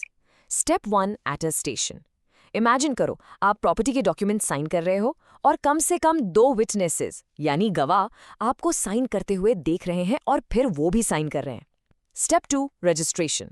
आपको ये डॉक्यूमेंट लेकर सरकारी रजिस्ट्रार ऑफिस जाना है और इसको ऑफिशियली रजिस्टर करवाना है, तभी ये लीगली वैलिड होगा। स्टेप 3 है म्यूटेशन। इसमें आप म्यूनिसिपल रिकॉर्ड्स में ओनर का नाम चेंज कराते हो ताकि प्रॉपर्टी टैक्स नए ओनर के नाम पर आए। और आखिरी step 4 payment of stamp duty. ये बेसिकली एक टैक्स है जो आप गवर्नमेंट को पे करते हो। ओके, अब जब आपको बेसिक्स पता चल गए हैं तो चलो थोड़ा लेवल अप करते हैं। अब हम बात करेंगे डॉक्ट्रिन्स की। इनको आप प्रॉपर्टी लॉ के स्पेशल रूल्स या चीट कोड समझ सकते हो। ये थोड़े से ट्रिकी होते हैं, पर बिलीव मी, एग्जाम्स के लिए और रियल लाइफ के लिए दोनों के लिए बहुत जरूरी है। पहले डॉक्ट्रिन को समझने के लिए एक सिंपल सी सिचुएशन इमेजिन करो। आप एक फास्ट फूड जॉइंट में गए और एक कॉम्बो मील ऑर्डर किया जिसमें एक बर्गर है और फ्राइज है। अब क्या आप ऐसा कर सकते हो कि आप सिर्फ फ्राइज उठा लो और बोलो कि बर्गर मुझे नहीं चाहिए लेकिन पेमेंट मैं कॉम्बो का ही करूंगा? नहीं ना, ऑफ कोर्स नॉट। और बिल्कुल यही है डॉक्ट्रिन ऑफ इलेक्शन। लॉ कहता है कि जब आप एक ट्रांजैक्शन करते हो तो आप सिर्फ बेनिफिशियल पार्ट यानी फायदे वाली चीज को लेकर बर्डनसम पार्ट यानी जिम्मेदारी वाली चीज को छोड़ नहीं सकते। अगर आपको प्रॉपर्टी का फायदा चाहिए तो उसके साथ आने वाली जिम्मेदारी भी लेनी पड़ेगी। You have to make a choice, या तो पूरा डील लो या पूरा डील रिजेक्ट करो। You can't just pick and choose. Okay, अब दूसरी सिचुएशन। मान लो एक जमीन है जिसकी ओनरशिप को लेकर 2 लोगों में कोर्ट में केस चल रहा है। तो जब तक केस फाइनल नहीं हो जाता, क्या उनमें से कोई एक उस जमीन को किसी तीसरे आदमी को बेच सकता है? सोचो इसके बारे में। इसका जवाब है बिल्कुल नहीं। और इस रूल को कहते हैं डॉक्ट्रिन ऑफ लिस पेंडेंस। ये एक लैटिन फ्रेज है।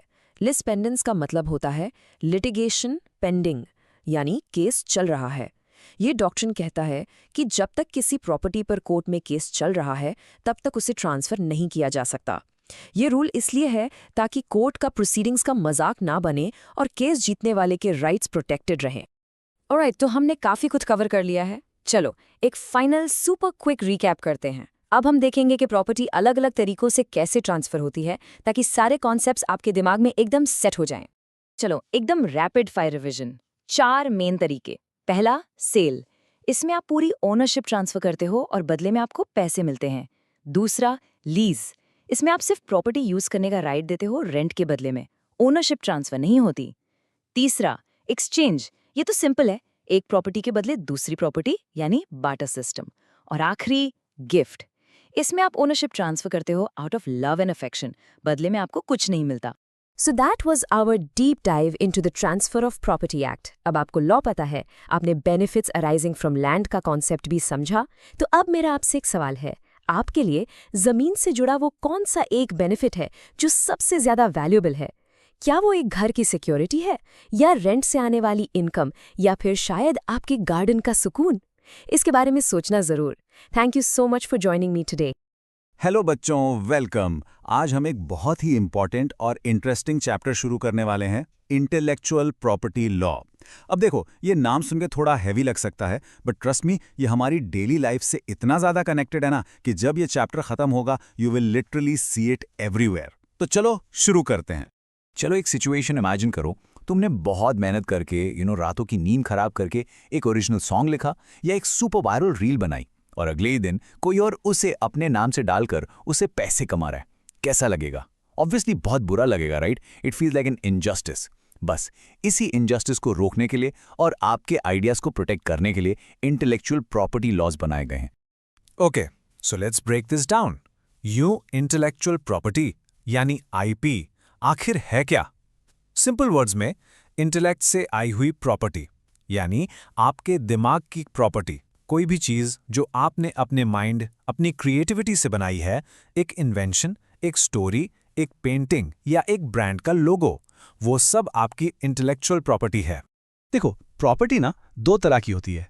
एक है टैंजिबल प्रॉपर्टी, जिसे आप छू सकते हो, फील कर सकते हो, जैसे आपका घर, आपकी कार या आपका फोन, सिंपल। और दूसरी होती है इनटैंजिबल प्रॉपर्टी, जिसे आप छू नहीं सकते क्योंकि वो एक आइडिया है, एक क्रिएशन है, जैसे एक गाने की मेलोडी या एक बुक की स्टोरी। और इन दोनों को प्रोटेक्ट करने के लिए लॉज भी बिल्कुल अलग अलग होते हैं। तो चलो सबसे पहले टाइप की आईपी को आराम से समझते हैं, कॉपीराइट। ये essentially artists, writers, musicians, film makers यानी सारे क्रिएटर्स के लिए एक प्रोटेक्टिव शील्ड जैसा है, एक कवच जो उनके ओरिजिनल क्रिएटिव वर्क को कॉपी होने से बचाता है। और इसका स्कोप बहुत वाइड है, आसान नहीं है। कॉपीराइट हर तरह के ओरिजिनल क्रिएटिव वर्क को प्रोटेक्ट करता है। सोचो, ब्लॉकबस्टर मूवीज से लेकर आपकी फेवरेट बुक्स तक, पेंटिंग से लेकर हिट सॉन्ग्स तक, यहाँ तक कि जो मॉडर्न चीजें हैं जैसे कंप्यूटर सॉफ्टवेयर और पॉडकास्ट्स, वो भी इसमें कवर्ड है। तो ये प्रोटेक्शन कब तक रहती है? जनरली ये ऑथर की पूरी लाइफ प्लस उनकी डेथ के 60 साल बाद तक वैलिड रहता है। इसका मतलब क्या हुआ? मतलब ये है कि क्रिएटर की मेहनत का बेनिफिट उनकी फैमिली को भी मिलता रहता है। और फिल्म्स या साउंड रिकॉर्डिंग्स के केस में ये पब्लिकेशन की डेट से 60 साल तक होता है। एक कॉपीराइट ओनर के पास ना 2 तरह के पावरफुल राइट्स होते हैं। पहले हैं इकोनॉमिक राइट्स, यानी अपने काम से पैसे कमाने का अधिकार, जैसे उसकी कॉपीज बेचना या उसे मूवी में अडैप्ट करना। और दूसरे जो बहुत इंपॉर्टेंट हैं वो है मॉरल राइट्स। इसमें 2 चीज़ें आती हैं। एक राइट ऑफ पैटर्निटी, यानी आपको हमेशा अपने काम का क्रेडिट मिलेगा, आपका नाम जुड़ेगा। और दूसरा राइट ऑफ इंटेग्रिटी, यानी कोई आपके काम को इस तरह से तोड़ मरोड़ नहीं सकता जिससे आपकी रेप्यूटेशन खराब हो। सिंपल एग्जाम्पल, एक पेंटर कह सकता है कि मेरी पेंटिंग को इस कॉन्ट्रोवर्शियल एड में मत यूज करो। Alright, let's build on this and move to our next category, patents. अगर कॉपीराइट क्रिएटर्स के लिए था तो पैटेंट्स है इन्वेंटर्स और साइंटिस्ट के लिए। अगर आपने कुछ नया और यूजफुल इन्वेंट किया है तो पैटेंट आपका सबसे बड़ा टूल है। लेकिन हाँ, किसी भी चीज़ को पेटेंट करवाना इतना ईजी नहीं है। उसके लिए 3 कंडीशंस मीट होने ज़रूरी हैं और ये एग्जाम पॉइंट ऑफ व्यू से बहुत इंपॉर्टेंट है। पहला, नॉवेल्टी। इन्वेंशन बिल्कुल नया होना चाहिए, दुनिया में पहले से एग्जिस्ट नहीं करना चाहिए। दूसरा, नॉन ऑब्वियसनेस। वो एक इन्वेंटिव स्टेप होना चाहिए, ऐसा नहीं कि अरे ये तो कोई भी कर लेता। और तीसरा, इंडस्ट्रियल एप्लीकेशन, उसका कोई प्रैक्टिकल यूज होना चाहिए जिससे इंडस्ट्री में इस्तेमाल किया जा सके।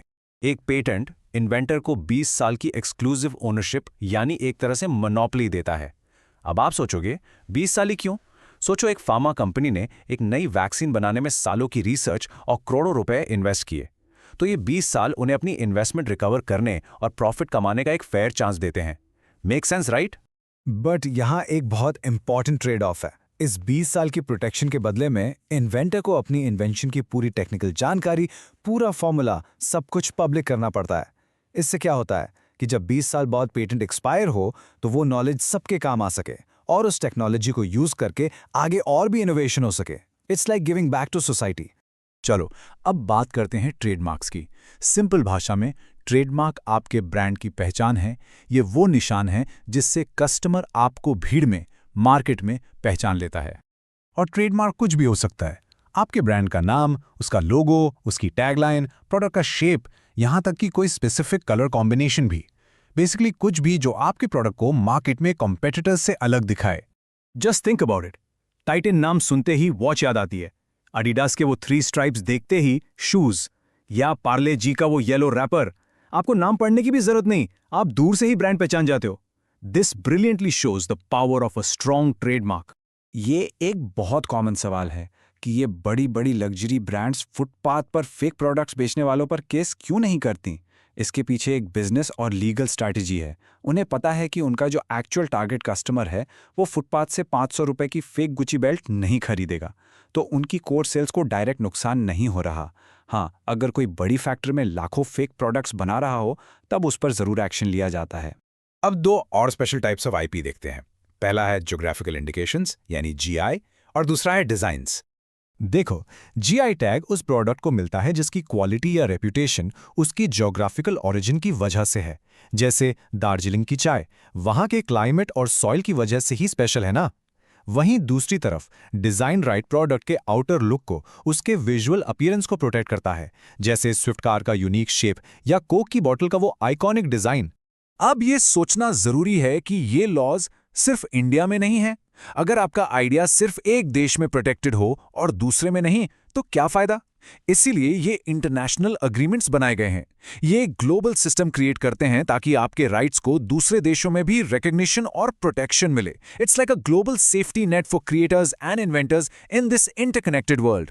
तो इतने सारे लॉज, इतने सारे रूल्स, आखिर इन सब की जरूरत क्या है? Why is this all so important? चलो इसका बिग पिक्चर समझते हैं। फंडामेंटली ये पूरा सिस्टम इनोवेशन को इनकरेज करता है। जब इन्वेंटर्स और क्रिएटर्स को ये सिक्योरिटी होती है कि उनका काम प्रोटेक्टेड है, तो वो नए आइडियाज पर रिस्क लेने से डरते नहीं हैं। उन्हें उनकी मेहनत का रिवॉर्ड मिलता है और इससे कंपटीशन बढ़ता है, इकोनॉमी ग्रो करती है और हम कंज्यूमर्स को भी ऑथेंटिक प्रोडक्ट्स मिलते हैं। So it's a win win for everyone. तो चलो चैप्टर एंड करने से पहले एक क्विक फटाफट रिवीजन हो जाए। कॉपीराइट है क्रिएटिव वर्क्स के लिए जैसे बुक या फिल्म, पेटेंट है न्यू इन्वेंशंस के लिए, ट्रेडमार्क आपके ब्रांड की आइडेंटिटी है, जीआई किसी खास जगह के प्रोडक्ट के लिए है और डिजाइन प्रोडक्ट के लुक के लिए। और हाँ, एक इंपॉर्टेंट डिफरेंस याद रखना, ट्रेडमार्क और जीआई को आप हर 10 साल में रिन्यू करवा सकते हो, ये फॉरएवर चल सकते हैं, लेकिन कॉपीराइट और पेटेंट का एक फिक्स टर्म होता है, उसके बाद वो पब्लिक डोमेन में आ जाते हैं।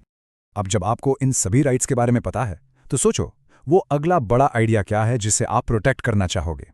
क्या पता आपका आइडिया ही कल की दुनिया बदल दे। Keep thinking and most importantly keep creating. Hello everyone, चलो आज एक बहुत ही इंटरेस्टिंग और इंपॉर्टेंट चैप्टर स्टार्ट करते हैं, लॉ एंड सस्टेनेबल डेवलपमेंट। अब सस्टेनेबल डेवलपमेंट ये वर्ड तो आपने पहले भी सुना होगा, राइट? अपनी सोशल साइंस की बुक्स में, छोटी क्लासेस में। बट आज हम इसको एक अलग एंगल से, लॉ के एंगल से देखेंगे। So let's begin with a simple idea. सोचो हम सबको डेवलपमेंट कितना पसंद है ना। हमें नई बिल्डिंग्स चाहिए, बेटर रोड्स, फैक्ट्रीज। हम चाहते हैं कि हमारी कंट्री ग्रो करे। बट कभी सोचा है इसकी कीमत क्या है? What's the cost we are paying? ऐसा लगता है कि हम प्रोग्रेस की रेस में इतने आगे निकल गए कि हमने अपने एनवायरनमेंट, अपनी इकोलॉजी को कहीं पीछे ही छोड़ दिया। तो सवाल ये है, क्या हम अपने विकास के लिए एनवायरनमेंट को दांव पर लगा रहे हैं? और यही है इस चैप्टर का सबसे बड़ा कॉन्फ्लिक्ट। देखो, एक तरफ है डेवलपमेंट, हमें इकोनॉमिक ग्रोथ चाहिए, जॉब्स चाहिए, अच्छा इंफ्रास्ट्रक्चर चाहिए। लेकिन दूसरी तरफ है इकोलॉजी। हम रोज इसका इम्पैक्ट देख रहे हैं। पोल्यूशन बढ़ता जा रहा है, हमारी नदियां गंदी हो रही हैं, नेचुरल रिसोर्सेज कम हो रहे हैं, जो हवा हम सांस लेते हैं, जो पानी हम पीते हैं, सब पर असर पड़ रहा है। तो the big question is, can they coexist? क्या इन दोनों के बीच एक बैलेंस बनाया जा सकता है? तो इसका सोल्यूशन क्या है? इसका सोल्यूशन है एक ब्रिलियंट कॉन्सेप्ट जिसे कहते हैं सस्टेनेबल डेवलपमेंट। चलो इसको आराम से समझते हैं। ये डेफिनेशन जो अभी आप स्क्रीन पर देख रहे हो 1987 में यूनाइटेड नेशंस ने दी थी, और इसका सिंपल सा मतलब है एक बैलेंसिंग एक्ट। ऐसा डेवलपमेंट करो, ऐसी प्रोग्रेस करो जो हमारी यानी प्रेजेंट जनरेशन की ज़रूरतों को तो पूरा करे, बट आने वाली जनरेशन के हक को, उनकी नीड्स को कॉम्प्रोमाइज़ किए बिना। इसको और सिंपल तरीके से समझो। मान लो हमारे पास रिसोर्सेज हैं, पानी है, फॉरेस्ट्स हैं, मिनरल्स हैं। हमें इनको ऐसे वाइजली, ऐसे जुडिशियसली यूज करना है कि हमारी ज़रूरतें तो पूरी हो ही जाएं, पर हम आने वाली जनरेशन्स के लिए भी एक हेल्दी प्लैनेट और सफिशिएंट रिसोर्सेज छोड़कर जाएं। पता है, इसके लिए एक बड़ा अच्छा टर्म है, इंटरजेनरेशनल इक्विटी, मतलब इक्विटी बिटवीन जनरेशंस। ऐसा बिल्कुल नहीं होना चाहिए कि हम आज सब कुछ यूज करके खत्म कर दें और फ्यूचर जनरेशंस के पास कुछ बचे ही ना। आप देखो, ये सस्टेनेबल डेवलपमेंट का आइडिया कोई एक दिन में नहीं आया। It wasn't a sudden thing. इसके पीछे पूरी एक ग्लोबल जर्नी है, अ ग्लोबल अवेकनिंग। इसकी शुरुआत हुई 1972 में स्टॉकहोम कॉन्फ्रेंस से। ये पहली बार था, आई रिपीट, पहली बार जब दुनिया के सारे लीडर्स एनवायरनमेंट के इशू पर बात करने के लिए एक साथ आए। फिर जैसा हमने देखा 1987 में इस कॉन्सेप्ट को ऑफिशियल डेफिनेशन मिली ब्रंटलिन रिपोर्ट में, और फिर आया एक मेजर टर्निंग पॉइंट 1992 का रियो अर्थ समिट, जहां एक पूरा ग्लोबल एक्शन प्लान बनाया गया जिसे हम एजेंडा 21 के नाम से जानते हैं। इस पूरी जर्नी का सबसे इंपॉर्टेंट माइलस्टोन आया 2015 में। इस साल यूनाइटेड नेशंस ने अडॉप्ट किए 17 सस्टेनेबल डेवलपमेंट गोल्स, या जिनको हम प्यार से SDGs कहते हैं। ये क्या है? सोचो, ये एक यूनिवर्सल ब्लूप्रिंट है, एक शेयर्ड प्लान है पूरी दुनिया के लिए। टारगेट क्या है? 2030 तक पॉवर्टी खत्म करना, अपने प्लैनेट को प्रोटेक्ट करना और ये इंश्योर करना कि सभी लोग पीस और प्रॉस्पेरिटी में जिए। अब आप सोच रहे होंगे, सर 17 गोल्स कैसे याद होंगे? थोड़ा मुश्किल लग रहा है ना? Don't worry, I have a super easy trick for you. और हाँ, एग्जाम पॉइंट ऑफ व्यू से ये बहुत इंपॉर्टेंट है, तो इसे नोट जरूर कर लेना। ट्रिक ये है, पंडित हरिहर इंग्लैंड गए, वहां इंग्लैंड की ग्रोथ और इनोवेशन से इंडिया को एक मंत्र दिया, 3 कपूर, 2 लहसुन, 2 प्याज। फनी है ना? बट इसमें हर लेटर का एक मतलब है।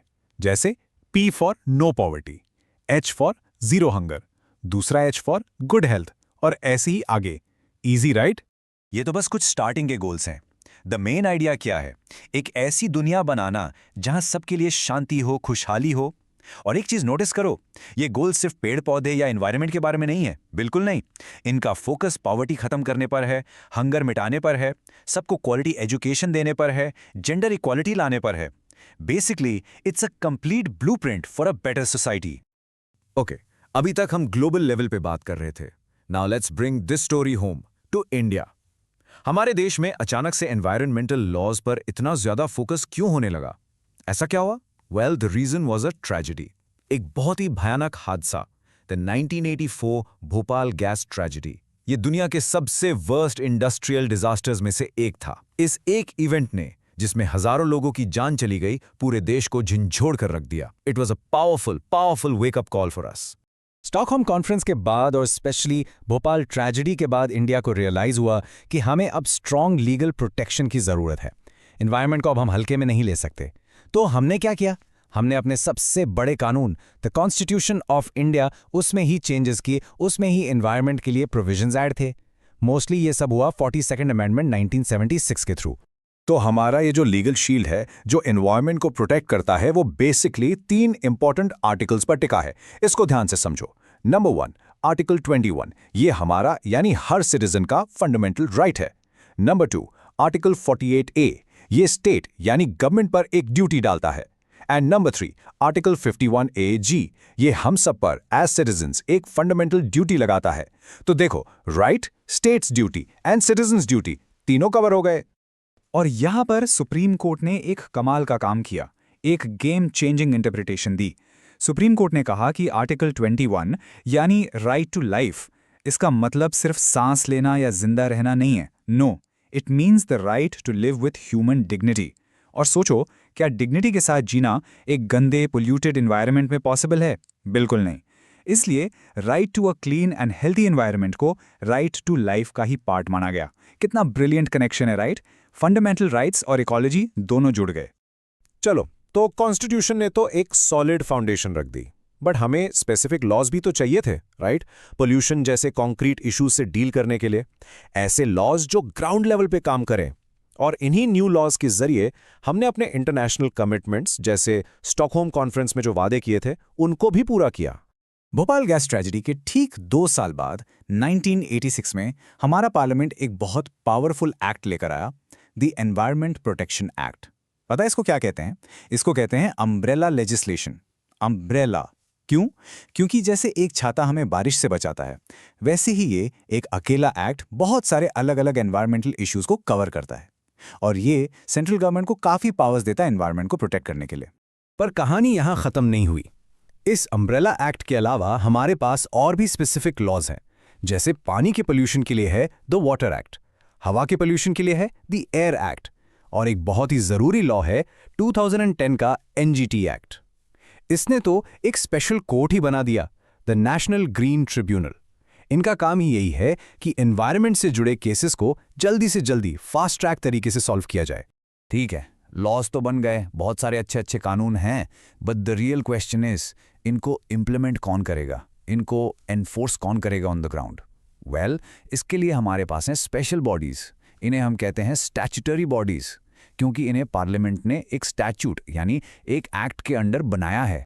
इनमें से 2 मेन बॉडीज हैं। एक है सीपीसीबी यानी सेंट्रल पोल्यूशन कंट्रोल बोर्ड, जो पूरे नेशनल लेवल पे काम करती है, और दूसरी है एसपीसीबी यानी स्टेट पोल्यूशन कंट्रोल बोर्ड, जो हर स्टेट के लिए होती है। अब यहाँ एक इंटरेस्टिंग फैक्ट है, एग्जाम के लिए इंपॉर्टेंट। ये दोनों ही बॉडीज, सीपीसीबी हो या एसपीसीबी, इनको बनाया गया था वाटर एक्ट 1974 के अंडर, लेकिन आज इनके पास एयर एक्ट और दूसरे एनवायरमेंटल लॉज के अंडर भी पावर्स हैं। So they were born under the water act, but now they have wider powers. तो ये बोर्ड्स करते क्या हैं? क्या इनका काम सिर्फ फैक्ट्रीज पर नजर रखना है? नहीं, इनका रोल बहुत बड़ा है।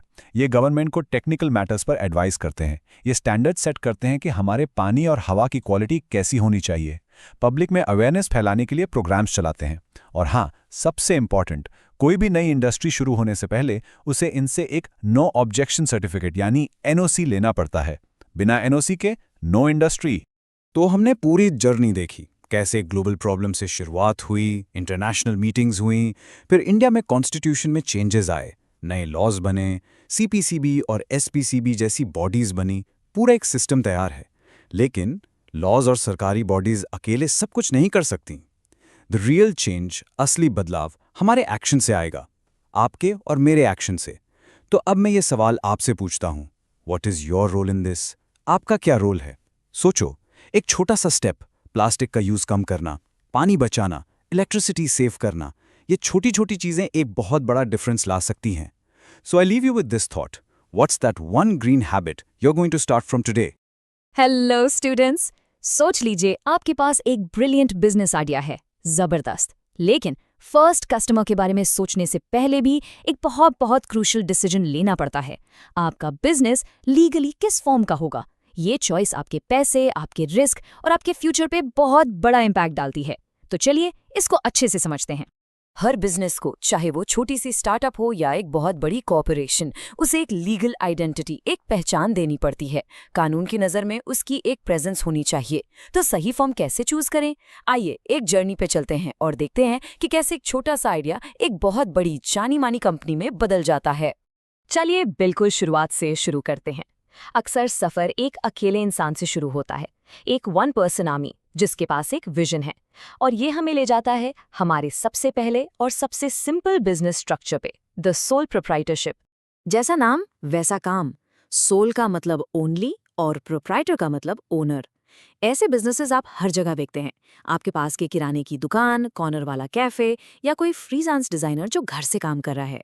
ये बहुत सिंपल और अट्रैक्टिव सेटअप है क्योंकि सारे प्रॉफिट्स आपके, लेकिन सारे रिस्क्स भी आपके ही हैं। और यही है सबसे इम्पॉर्टेंट चीज़ जो आपको सोल प्रोप्राइटरशिप के बारे में समझनी है।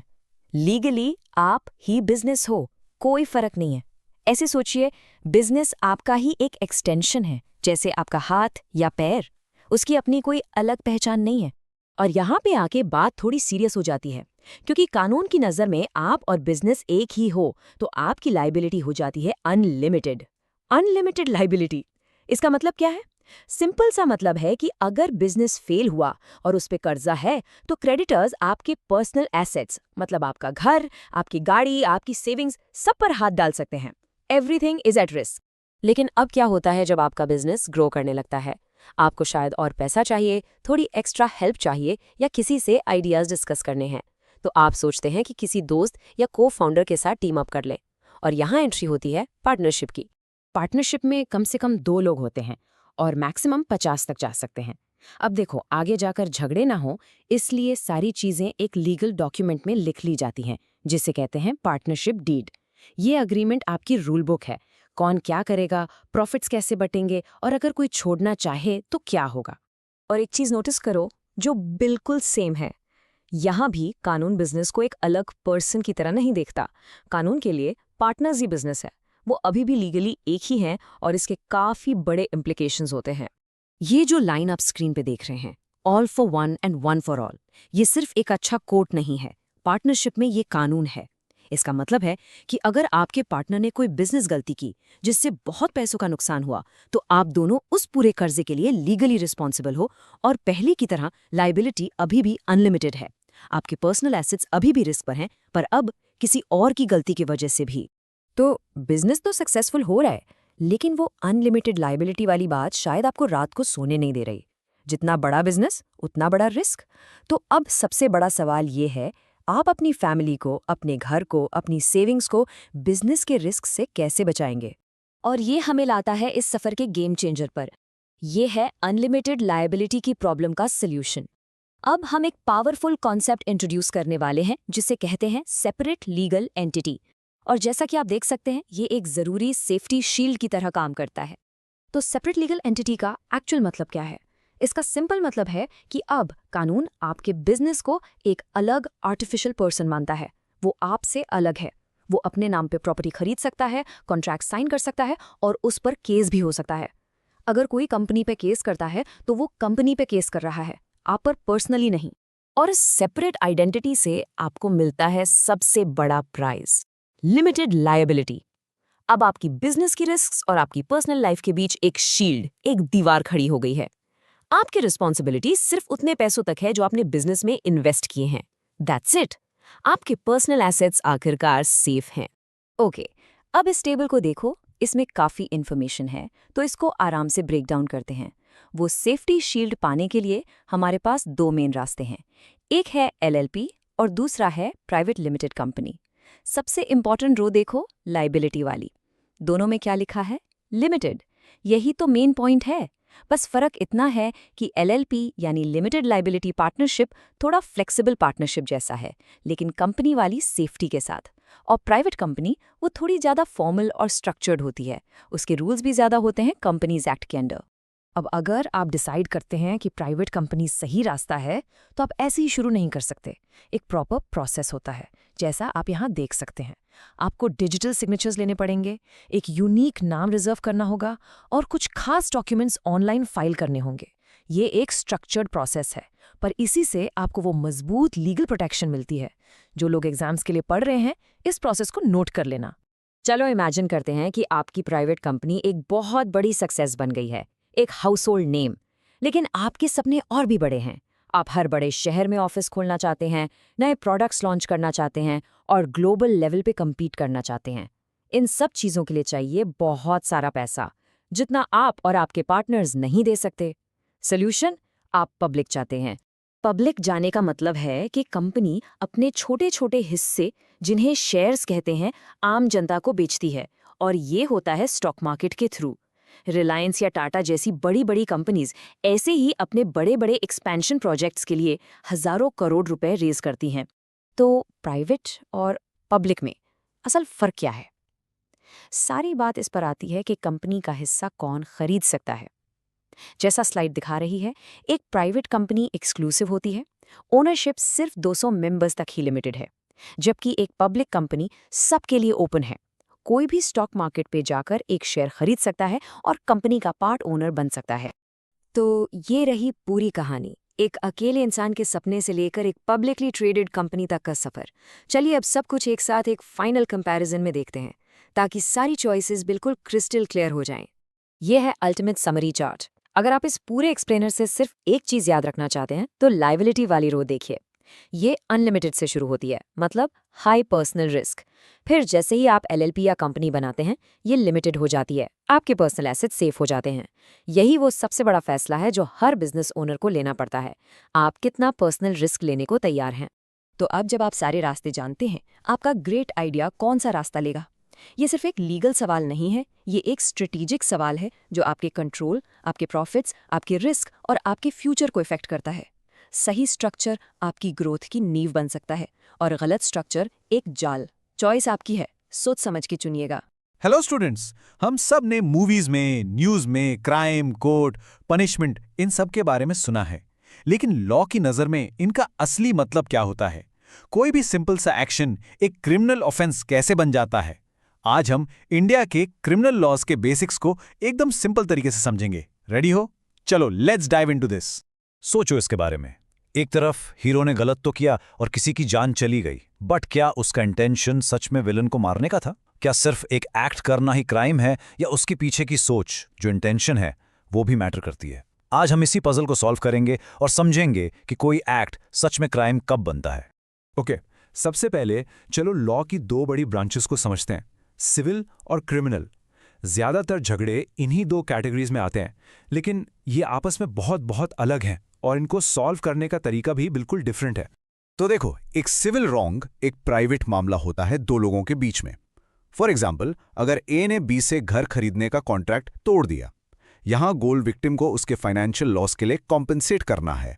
लेकिन एक क्रिमिनल ऑफेंस जैसे चोरी या मर्डर सिर्फ विक्टिम के खिलाफ नहीं, बल्कि पूरी सोसाइटी के खिलाफ एक गलत काम माना जाता है। क्यों? क्योंकि ये सोसाइटी में डर पैदा करता है, शांति भंग करता है। इसलिए case the state versus the accused होता है और यहां गोल ऑफेंडर को सजा देना होता है।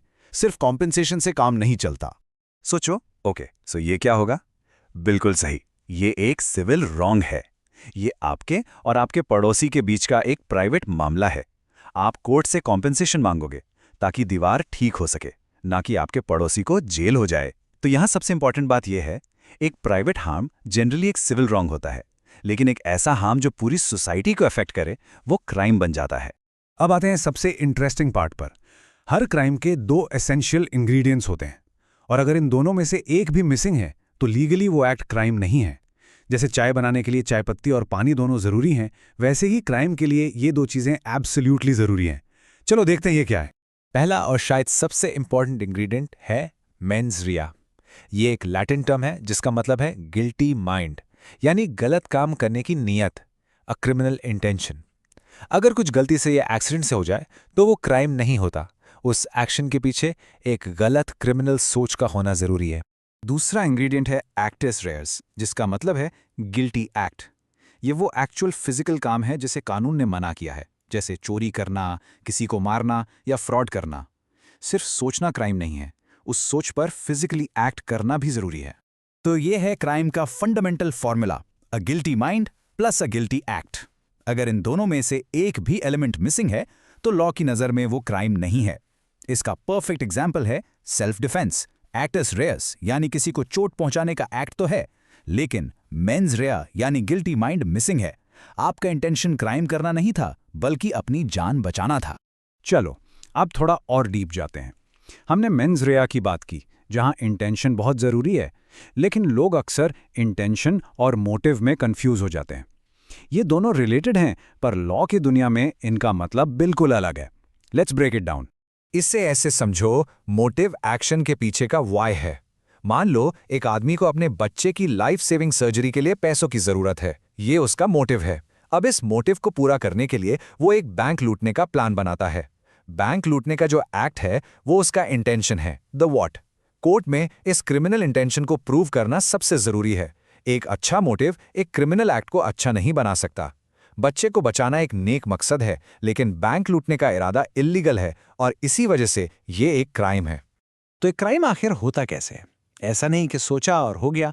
इसके 4 अलग-अलग स्टेजेस होते हैं और इनको समझना बहुत ज़रूरी है, क्योंकि ये डिसाइड करते हैं कि किस पॉइंट पर एक इंसान लीगली एक क्राइम के लिए जिम्मेदार बन जाता है। चलो इसको ध्यान से देखते हैं। पहला स्टेज है इंटेंशन, सिर्फ क्राइम करने के बारे में सोचना, इसकी कोई सजा नहीं है। दूसरा है प्रेपरेशन, जैसे घर में घुसने के लिए औजार खरीदना, जनरली इसकी भी सजा नहीं मिलती। क्रिमिनल लायबिलिटी शुरू होती है तीसरे स्टेज से, अटेम्प्ट। ये तब होता है जब आप ताला तोड़ने की कोशिश करते पकड़े जाते हो। भले ही चोरी पूरी नहीं हुई, आपने अटेम्प्टेड थेफ्ट कमिट कर दिया है।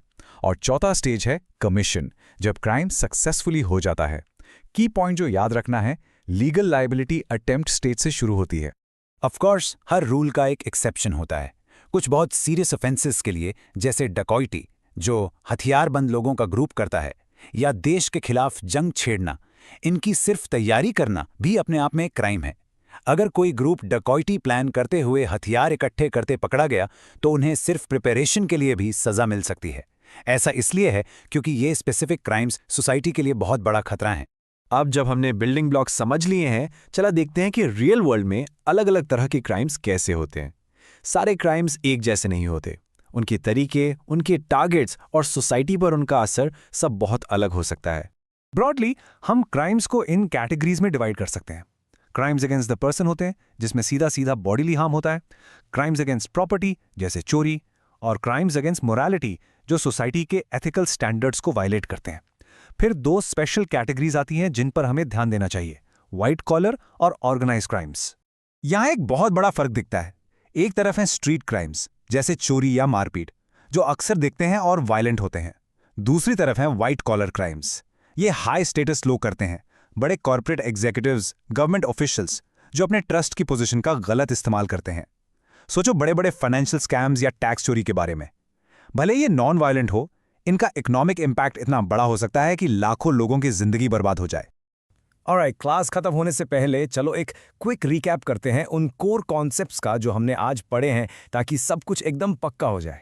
ये 4 की पॉइंट्स याद रखो। पहला, सिविल रॉन्ग और क्रिमिनल ऑफेंस के बीच का फर्क, कॉम्पनसेशन वर्सेस पनिशमेंट। दूसरा, किसी भी क्राइम का फंडामेंटल फॉर्मूला, अ गिल्टी माइंड प्लस अ गिल्टी एक्ट। तीसरा, इंटेंशन और मोटिव का अंतर, जहां लॉ के लिए इंटेंशन जरूरी है। और चौथा, क्राइम के स्टेजेस, जिसमें लाइबिलिटी अटेम्प्ट स्टेज से शुरू होती है। अगर आपको ये समझ आ गया तो आपने इन कॉन्सेप्ट्स का कोर अच्छे से समझ लिया है। अब ये आखिरी सवाल आपके लिए। क्या आप ऐसी सिचुएशन सोच सकते हो जहां नुकसान तो जरूर हुआ है, जहां एक्टिस रियस है, लेकिन फिर भी वो क्राइम नहीं है? इसके बारे में सोचना, इससे आपको मेंस रिया का क्रूशियल कॉन्सेप्ट और भी क्लियर हो जाएगा। अगले एक्सप्लेनर तक कीप लर्निंग। हेलो एवरीवन, कैसे हैं आप सब? वेलकम। चलो आज हम क्लास 12 का एक बहुत ही इंपॉर्टेंट चैप्टर करने वाले हैं। अब देखो, ये तो हम सब जानते हैं राइट, कि हमारे कॉन्स्टिट्यूशन ने हमें ढेर सारे राइट्स दिए हैं, फ्रीडम दी है। लेकिन एक सेकंड के लिए सोचो, अगर कोई आपसे ये राइट्स छीनने की कोशिश करे तो फिर क्या? सिर्फ राइट्स का होना ही काफी है क्या? या उन्हें बचाने के लिए, उन्हें प्रोटेक्ट करने के लिए एक पूरा सिस्टम भी तो होना चाहिए। बस आज हम उसी सिस्टम को, उसी कंप्लेन मैकेनिज्म को बिल्कुल डिटेल में समझेंगे। इसी सवाल पर चलो थोड़ा और सोचते हैं। जस्ट इमेजिन, मान लो आपको पुलिस ने गलत तरीके से अरेस्ट कर लिया, या फिर आपको आपके जेंडर या कास्ट की वजह से जॉब देने से मना कर दिया। ऐसे में आप कहाँ जाओगे? किसे कंप्लेन करोगे? अगर कंप्लेन करने का कोई साफ सुथरा रास्ता ही ना हो, तो ये सारे राइट्स तो बस किताबों में लिखी हुई बातें रह जाएंगी, है ना? एग्जैक्टली इसी प्रॉब्लम को सॉल्व करने के लिए इंडिया में एक सॉलिड सिस्टम बनाया गया है, और आज हम उसी सिस्टम की पूरी जर्नी को एक्सप्लोर करेंगे। तो आगे बढ़ने से पहले ये रहा आज का हमारा रोड मैप। सबसे पहले हम बात करेंगे कि जब राइट्स गलत हो जाते हैं तो क्या होता है। फिर हम एक अलग तरह के कोर्ट सिस्टम को समझेंगे। उसके बाद हम मिलेंगे हमारे आज के हीरो से, दी NHRC। फिर आएगा सबसे प्रैक्टिकल हिस्सा, कंप्लेंट फाइल कैसे की जाती है, स्टेप बाय स्टेप। हम कुछ और स्पेशल कमीशंस को भी टच करेंगे, और आखिर में हम समझेंगे कि ये पूरा सिस्टम एज अ सिटीजन आपके और मेरे लिए इतना जरूरी क्यों है। रेडी? Let's go. ओके, चलो शुरू करते हैं। तो देखो, जब भी किसी के राइट्स का वायलेशन होता है तो हमारे पास जो रेगुलर कोर्ट्स हैं, सुप्रीम कोर्ट, हाई कोर्ट, उनका ऑप्शन तो हमेशा रहता है। लेकिन कोर्ट्स के अलावा एक स्पेशल रूट भी बनाया गया है, खास तौर से ऐसे ही केसेस के लिए। इन बॉडीज को हम कहते हैं क्वाजी जुडिशियल बॉडीज। अब आपके दिमाग में सवाल आएगा कि इनकी जरूरत ही क्यों पड़ी? Why do we even need a separate system? देखो, सिंपल सी बात है, हमारे जो रेगुलर कोर्ट्स हैं उन पर ऑलरेडी इतना इतना ज्यादा लोड है केसेस का। एक छोटा सा केस भी सालों साल चलता रहता है। Justice delayed is justice denied, right? इसी प्रॉब्लम को सॉल्व करने के लिए ह्यूमन राइट्स जैसे खास इश्यूज के लिए ये स्पेशलाइज्ड बॉडीज बनाई गई। इनका सिंपल सा गोल है, लोगों को तेजी से इंसाफ मिले, फास्टर जस्टिस, और वो भी उन लोगों से जिनके पास उस पर्टिकुलर टॉपिक की एक्सपर्ट नॉलेज है। तो आखिर ये क्वासी जुडिशियल बॉडी चीज क्या है? आई नो, नाम सुन के थोड़ा हैवी लगता है, पर कॉन्सेप्ट बहुत ही सिंपल है। बेसिकली ये ऐसी बॉडीज हैं जिनके पास कोर्ट जैसी ही पावर्स होती हैं, पर ये प्रॉपर फुल फ्लेज्ड कोर्ट्स नहीं होती। चलो इसको एक आसान सी एनालॉजी से समझते हैं। मान लो जो हमारे रेगुलर कोर्ट्स हैं ना, वो एक जनरल फिजिशियन की तरह हैं। वो हर तरह की बीमारी देखते हैं। लेकिन ये जो स्पेशल बॉडीज हैं, ये स्पेशलिस्ट डॉक्टर्स हैं। जैसे आपको हार्ट प्रॉब्लम के लिए कार्डियोलॉजिस्ट के पास जाना पड़ता है, बिल्कुल वैसे ही ह्यूमन राइट्स के इशू के लिए आप इन स्पेशलिस्ट बॉडीज के पास जाते हो। Simple, right? और इन सभी स्पेशलिस्ट डॉक्टर्स में से जो सबसे इंपॉर्टेंट है, जो सबसे पावरफुल है, वो है the national human rights commission, short में NHRC। ये आप समझ लो पूरे इंडिया में ह्यूमन राइट्स की सबसे बड़ी वॉचडॉग है, एक रक्षक है। तो चलिए अब इसके अंदर झांक कर देखते हैं कि ये एक्चुअली काम कैसे करती है। ओके, सबसे पहली चीज, ये साल और ये एक्ट, इसको अपने दिमाग में बिल्कुल लॉक कर लो। The protection of human rights act 1993। इसी एक्ट के अंडर NHRC को बनाया गया था। आई एम टेलिंग यू, ये 1 मार्क क्वेश्चन में, MCQs में इतनी बार पूछा जाता है। सो 1993 is your magic number, remember this. और इसका काम क्या है? सिंपल, लोगों के राइट्स को प्रोटेक्ट करना और उनके बारे में जागरूकता यानी अवेयरनेस बढ़ाना। अब सवाल ये है कि इस पावरफुल कमीशन में बैठता कौन है? इसकी जो कॉम्पोजिशन है ना, वही इसकी सबसे बड़ी स्ट्रेंथ है। देखो, इसके जो चेयरपर्सन होते हैं वो हमेशा एक former chief justice of India होते हैं। सोचो, देश का सबसे बड़ा जुडिशियल ऑफिसर। इससे इस कमीशन को कितनी क्रेडिबिलिटी, कितनी अथॉरिटी मिलती होगी। फिर एक मेंबर होते हैं जो फॉर्मर सुप्रीम कोर्ट जज रह चुके हों, एक farmer high court chief justice, और 2 ऐसे मेंबर्स जिनको ह्यूमन राइट्स का गहरा प्रैक्टिकल एक्सपीरियंस हो। तो ये एक परफेक्ट मिक्स बन जाता है।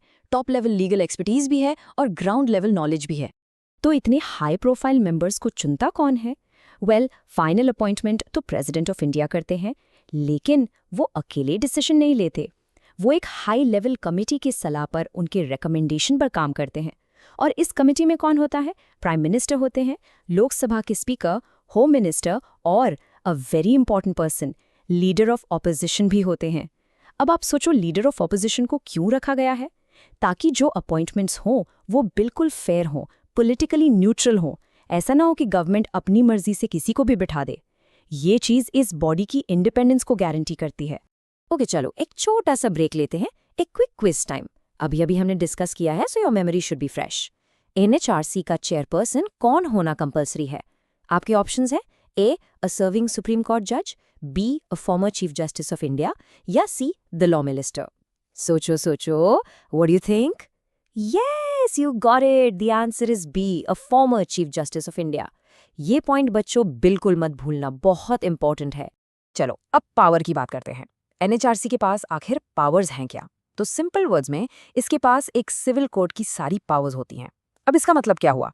इसका मतलब ये हुआ कि नंबर 1, ये किसी भी गवाह को, किसी भी विटनेस को बुलाकर ऑन ओथ यानी कसम खिलाकर सवाल पूछ सकती है, बिल्कुल एक जज की तरह। नंबर 2, ये किसी भी सरकारी डिपार्टमेंट से कोई भी डॉक्यूमेंट, कोई भी रिकॉर्ड मांग सकती है अपनी जांच के लिए। और सबसे इंपॉर्टेंट, ये विक्टिम्स को कंपनसेशन यानी मुआवजा दिलवाने के लिए रेकमेंड कर सकती है, और जो गवर्नमेंट ऑफिशियल्स गलती करते पाए जाते हैं उनके खिलाफ लीगल एक्शन लेने के लिए भी कह सकती है। ओके, नाउ दिस टर्म, इसको स्टार मार्क कर लो, अंडरलाइन कर लो। सो मोटो कॉग्निजेंस, ये आपके एग्जाम्स के लिए सुपर डुपर इंपॉर्टेंट है। इसका सिंपल सा मतलब है ऑन इट्स ओन मोशन, यानी खुद से ही एक्शन लेना। कमीशन को किसी के आकर कंप्लेंट करने का इंतजार करने की जरूरत नहीं है।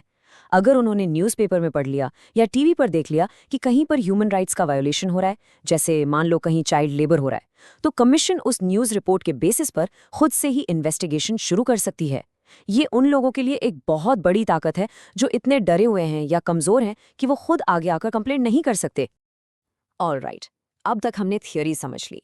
अब आते हैं सबसे प्रैक्टिकल, सबसे यूजफुल पार्ट पर। ये जो नॉलेज है ना, ये सिर्फ एग्जाम में मार्क्स लाने के लिए नहीं है, ये आपको एक जागरूक, एक अवेयर सिटीजन बनाती है। अगर आपको अपने आसपास कभी कोई ह्यूमन राइट्स वायलेशन दिखे, तो आप एक्चुअली कंप्लेन कर कैसे सकते हैं? Let's break down the entire process step by step. और अब देखो, प्रोसेस को जानबूझकर इतना सिंपल बनाया गया है ताकि हर कोई इसे यूज कर सके। सबसे पहली बात, आप किसी भी लैंग्वेज में कंप्लेन लिख सकते हो, Hindi, English, Tamil, Bengali, no problem. दूसरी बात, आप इसे पोस्ट से भेज सकते हो, ईमेल कर सकते हो, या सबसे आसान तरीका, उनकी वेबसाइट पर जाकर ऑनलाइन फाइल कर सकते हो। तीसरी और बहुत जरूरी बात, इसकी कोई फीस नहीं लगती, इट्स एब्सोल्युटली फ्री। एक छोटा सा रूल है जो याद रखना है, जो भी इंसिडेंट हुआ है उसके 1 साल के अंदर आपको कंप्लेंट फाइल करनी होती है। और फाइनली, आप अपनी कंप्लेंट का स्टेटस ऑनलाइन ट्रैक भी कर सकते हो। पूरा सिस्टम एकदम ट्रांसपेरेंट रखा गया है। ये जो लाइन है ना, ये इस पूरे सिस्टम की आत्मा को, उसकी स्पिरिट को अच्छे से कैप्चर करती है। इसका मतलब यही है कि पूरे मैकेनिज्म को इजी और स्ट्रेट फॉरवर्ड बनाया गया है। क्यों? ताकि कोई भी इंसान, चाहे वो विक्टिम खुद हो या उसकी तरफ से उसका कोई दोस्त हो, फैमिली मेंबर हो या कोई एनजीओ, कोई भी आसानी से आगे आकर कंप्लेंट फाइल कर सके, किसी को डर ना लगे। ओके, तो एनएचआरसी तो हो गई नेशनल लेवल पर सबके राइट्स के लिए, लेकिन हमारी सोसाइटी में कुछ ग्रुप्स ऐसे भी हैं जिन्हें थोड़ी स्पेशल प्रोटेक्शन की ज़रूरत है। तो उनके लिए अलग से डेडिकेटेड कमीशंस भी बनाई गई हैं। हम इन्हें कह सकते हैं दी स्पेशलिस्ट गार्डियंस। अब जरा इस टेबल को ध्यान से देखिए। देखो, विमेन के लिए नेशनल कमीशन फॉर विमेन है, माइनॉरिटीज के लिए है, बच्चों के लिए भी है। इन सब कमीशंस को पार्लियामेंट ने अलग अलग एक्ट पास करके बनाया है, इसलिए इन्हें हम कहते हैं स्टैट्यूटरी बॉडीज। लेकिन अब जरा एनसीएससी और एनसीएसटी को देखो, यानी शेड्यूल्ड कास्ट्स और शेड्यूल्ड ट्राइब्स के लिए जो कमीशंस हैं, ये आर्टिकल 338 और 338A के अंडर आते हैं। इसका मतलब क्या हुआ? इसका मतलब ये हुआ कि इनका जिक्र सीधा हमारे कॉन्स्टिट्यूशन ऑफ इंडिया में है, और इसलिए ये कॉन्स्टिट्यूशनल बॉडीज कहलाती हैं, जिससे इन्हें एक स्पेशल स्टेटस और भी ज्यादा पावर मिलती है। ये डिफरेंस स्टैट्यूटरी और कॉन्स्टिट्यूशनल का एग्जाम के लिए बहुत जरूरी है। Note it down. तो हमने इतनी सारी बातें कर ली, कमीशंस के बारे में पढ़ा, एनएचआरसी, क्वाजी जुडिशियल बॉडीज, पर आखिर में इस सब का मतलब क्या है? ये सब आपके लिए, मेरे लिए, हमारे लिए क्यों मैटर करता है? This is not just another chapter in your textbook. This is about the power you hold as a citizen of this country. पूरी बात का निचोड़, हार्ट ऑफ द मैटर बस इतना सा है। ये कमीशंस हमें इंसाफ पाने का एक आसान, तेज और एक्सपर्ट ड्रिवन रास्ता देती हैं। ये इस चीज को इंश्योर करती हैं कि हमारे जो राइट्स हैं वो सिर्फ कॉन्स्टिट्यूशन की किताब में लिखी हुई बातें न रह जाएं, बल्कि रियल लाइफ में, सड़क पर, घर में, ऑफिस में, हर जगह प्रोटेक्ट किए जाएं। यही सिस्टम है जो हमारी डेमोक्रेसी को अकाउंटेबल बनाता है। ओके, इससे पहले कि हम खत्म करें, एक रैपिड फायर रिवीजन हो जाए। मेन पॉइंट्स को फटाफट रिवाइज करते हैं। रेडी? एनएचआरसी कब सेटअप हुई? Under the 1993 act. करेक्ट। इसके पास किसकी पावर्स हैं? एक, सिविल कोर्ट की। परफेक्ट। कंप्लेंट फाइल करना कैसा है? इट्स फ्री और ऑनलाइन हो सकता है। और वो स्पेशल पावर जिसका मतलब है खुद से एक्शन लेना, उसे क्या कहते हैं? सो मोटू। ब्रिलियंट। ये सारे पॉइंट्स आपको एग्जाम्स में फॉर श्योर हेल्प करेंगे। तो अब जब आप इस पूरे सिस्टम को, इस पूरे मैकेनिज्म को समझ चुके हैं, आखिरी सवाल आपके लिए है। अब आप इस नॉलेज का क्या करोगे? सोचो, आप कैसे इस इन्फॉर्मेशन को अपनी कम्युनिटी में, अपने दोस्तों में अवेयरनेस फैलाने के लिए यूज कर सकते हो। आप कैसे दूसरों को उनके राइट्स के बारे में बताकर एम्पावर कर सकते हो। एक बात हमेशा याद रखना, knowledge is power but shared knowledge is empowerment.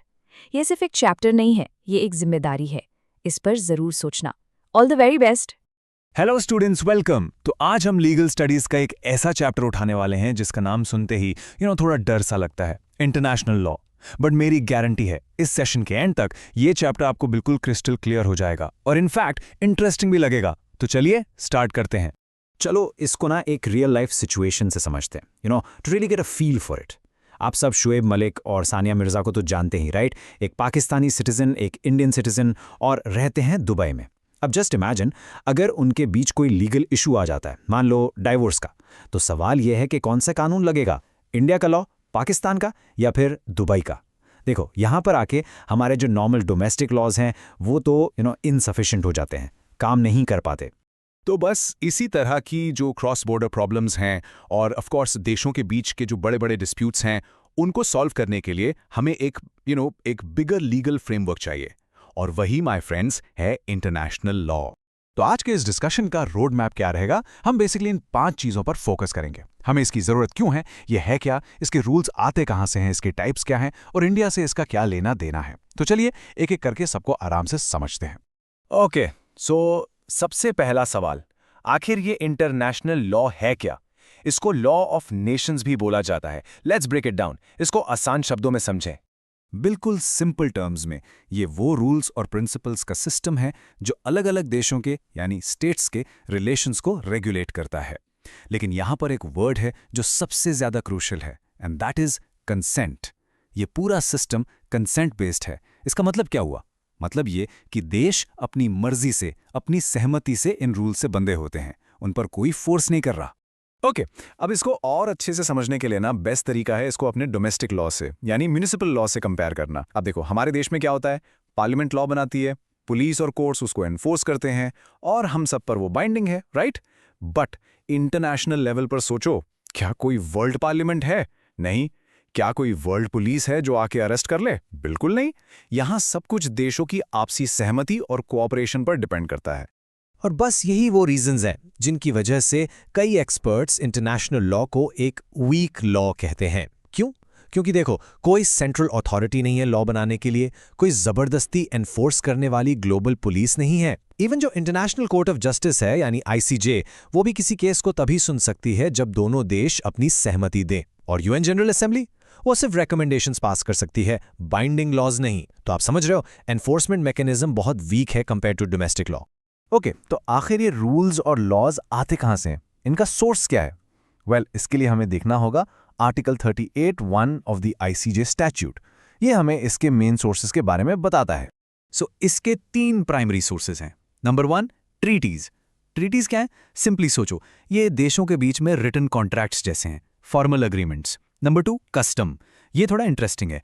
ये वो प्रैक्टिसेस हैं जो देश इतने टाइम से फॉलो करते आ रहे हैं कि अब वो एक रूल बन गया है। और नंबर 3, ICJ के डिसीजंस यानी वर्ल्ड कोर्ट के फैसले। ये लॉ को इंटरप्रेट करने में मदद करते हैं। अब ये जो ट्रीटीज हैं, ये भी 2 तरह की हो सकती हैं। सिंपल है, एक होती है बायलैटरल। बाय का मतलब 2, मतलब 2 देशों के बीच में। फॉर एग्जाम्पल, इंडिया और पाकिस्तान के बीच जो इंडस वाटर ट्रीटी है।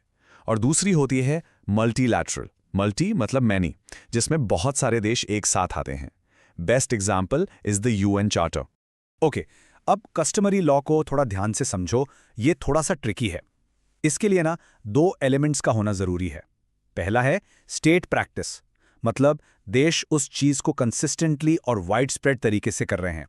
और दूसरा, जो कि बहुत जरूरी है, उसे कहते हैं ओपिनियो ज्यूरिस्ट। हाँ, थोड़ा फैंसी लीगल टर्म है, बट इसका मतलब बड़ा सिंपल है। इसका मतलब है कि देशों को यह विश्वास है, दे हैव अ बिलीफ, कि वो जो प्रैक्टिस कर रहे हैं वो एक लीगल ऑब्लिगेशन की वजह से कर रहे हैं, सिर्फ आदत की वजह से नहीं। So state practice plus opinion juris equals customary international law. Alright, चलो आगे बढ़ते हैं। इंटरनेशनल लॉ के ना 2 मेजर हिस्से हैं, 2 ब्रांचेस हैं। एक है पब्लिक इंटरनेशनल लॉ और दूसरा है प्राइवेट। और हाँ, ये दोनों काफी अलग है एक दूसरे से। तो देखो, पब्लिक इंटरनेशनल लॉ जैसा नाम से ही क्लियर है, ये स्टेट्स यानी देशों के बीच के रिलेशंस को गवर्न करता है। War, diplomacy, trade, human rights, ये सब इसमें आता है। यहां पर मेन प्लेयर्स कौन है? States, UN, WTO। अब आते हैं प्राइवेट इंटरनेशनल लॉ पर। इसका दूसरा नाम है कॉन्फ्लिक्ट ऑफ लॉज। और ये किससे डील करता है? ये प्राइवेट इंडिविजुअल्स के डिस्प्यूट से डील करता है जो क्रॉस बॉर्डर हैं। याद है हमने शुरू में सानिया शोएब का एग्जाम्पल लिया था, वो आएगा प्राइवेट इंटरनेशनल लॉ के अंडर। See the difference? अब इन दोनों एरियाज में काम करने के लिए कुछ इंपॉर्टेंट ऑर्गेनाइजेशंस भी हैं। पब्लिक साइड पर आपके पास है ICJ, वर्ल्ड कोर्ट और WTO, वर्ल्ड ट्रेड ऑर्गेनाइजेशन। और हाँ, ये पॉइंट एग्जाम के लिए नोट कर लो। हमने कहा था ना कि इंटरनेशनल लॉ वीक लॉ है, लेकिन WTO के डिसीजंस बाइंडिंग होते हैं। ये उस रूल का एक बहुत बड़ा एक्सेप्शन है। और प्राइवेट साइड पर आपके पास हेग कॉन्फ्रेंस और UNC ट्रायल जैसी बॉडीज हैं जो अलग अलग देशों के प्राइवेट लॉज में हार्मनी लाने का काम करती हैं। ओके, सो अब आते हैं सबसे इंपॉर्टेंट पार्ट पर, एटलीस्ट हमारे लिए। इन सब ग्लोबल रूल्स का इंडिया से क्या कनेक्शन है? हमारे देश में इंटरनेशनल लॉ काम कैसे करता है? Let's find out. देखिए, इंडिया एक डुअलिस्ट अप्रोच फॉलो करता है। अब इस टेक्निकल टर्म का मतलब क्या है? सिंपल है। इसका मतलब है कि हम मानते हैं कि इंटरनेशनल लॉ और हमारा इंडियन डोमेस्टिक लॉ ये 2 अलग अलग सेपरेट लीगल सिस्टम्स हैं, दे आर नॉट वन। इसका प्रैक्टिकल रिजल्ट क्या हुआ कि अगर इंडिया जाकर किसी इंटरनेशनल ट्रीटी पर साइन कर भी दे तो वो ऑटोमेटिकली जादू से इंडिया का कानून नहीं बन जाती। नो। तो फिर लॉ बनती कैसे? एक प्रोसेस है। स्टेप 1, इंडिया का कोई रिप्रेजेंटेटिव जाके उस ट्रीटी को साइन करेगा। ये साइन करना बस एक इंटेंशन शो करता है, लेकिन और ये सबसे इंपॉर्टेंट स्टेप है, उस ट्रीटी को इंडिया में लागू करने के लिए हमारी पार्लियामेंट को उसे रैटिफाई करना पड़ेगा। रैटिफिकेशन का मतलब है कि पार्लियामेंट उस ट्रीटी को इंप्लीमेंट करने के लिए एक अलग से इंडियन लॉ पास करेगी। So signature is not enough, ratification by parliament is the key. और ये पावर पार्लियामेंट को मिलती कहां से है? ये मिलती है हमारे कॉन्स्टिट्यूशन के आर्टिकल 253 से। ये आर्टिकल स्पेसिफिकली पार्लियामेंट को पावर देता है कि वो इंटरनेशनल अग्रीमेंट्स को लागू करने के लिए कोई भी लॉ बना सकती है। इसके साथ साथ आर्टिकल 51 भी याद रखिए, जो कि एक डायरेक्टिव प्रिंसिपल है। ये कहता है कि स्टेट को इंटरनेशनल पीस और लॉ की रिस्पेक्ट करनी चाहिए। सिर्फ पार्लियामेंट ही नहीं, इवन हमारे सुप्रीम कोर्ट ने इंटरनेशनल लॉ की इंपॉर्टेंस को माना है। आप सबने फेमस केशवानंदा भारती केस के बारे में सुना होगा। उस केस में कोर्ट ने कहा कि जब आप कॉन्स्टिट्यूशन को इंटरप्रेट कर रहे हो तो आप इंटरनेशनल ऑब्लिगेशंस को भी कंसिडर कर सकते हो। मतलब कोर्ट कोशिश करता है कि हमारे डोमेस्टिक लॉ और इंटरनेशनल लॉ में एक हार्मनी बनी रहे। और इसका सबसे पावरफुल एग्जाम्पल है Vishakha versus state of Rajasthan case. देखिए, उस टाइम पर इंडिया में वर्क प्लेस सेक्सुअल हरासमेंट पर कोई स्पेसिफिक लॉ ही नहीं था, एक लीगल वैक्यूम था। तो सुप्रीम कोर्ट ने क्या किया? सुप्रीम कोर्ट ने एक इंटरनेशनल कन्वेंशन सीडाओ का सहारा लिया और उसके प्रिंसिपल्स के बेसिस पर इंडिया के लिए विशाखा गाइडलाइंस बनाई। This was a landmark moment, जहां एक गैप को फिल करने के लिए इंटरनेशनल लॉ का इस्तेमाल किया गया। ऑलराइट, तो चलिए एक क्विक रिवीजन हो जाए। हमने क्या क्या समझा? पॉइंट 1, इंटरनेशनल लॉ स्टेट्स के बीच के रिलेशंस को गवर्न करता है और ये कंप्लीटली कंसेंट बेस्ड है। पॉइंट 2, इसे वीक लॉ कहते हैं क्योंकि कोई सेंट्रल एनफोर्समेंट बॉडी नहीं है।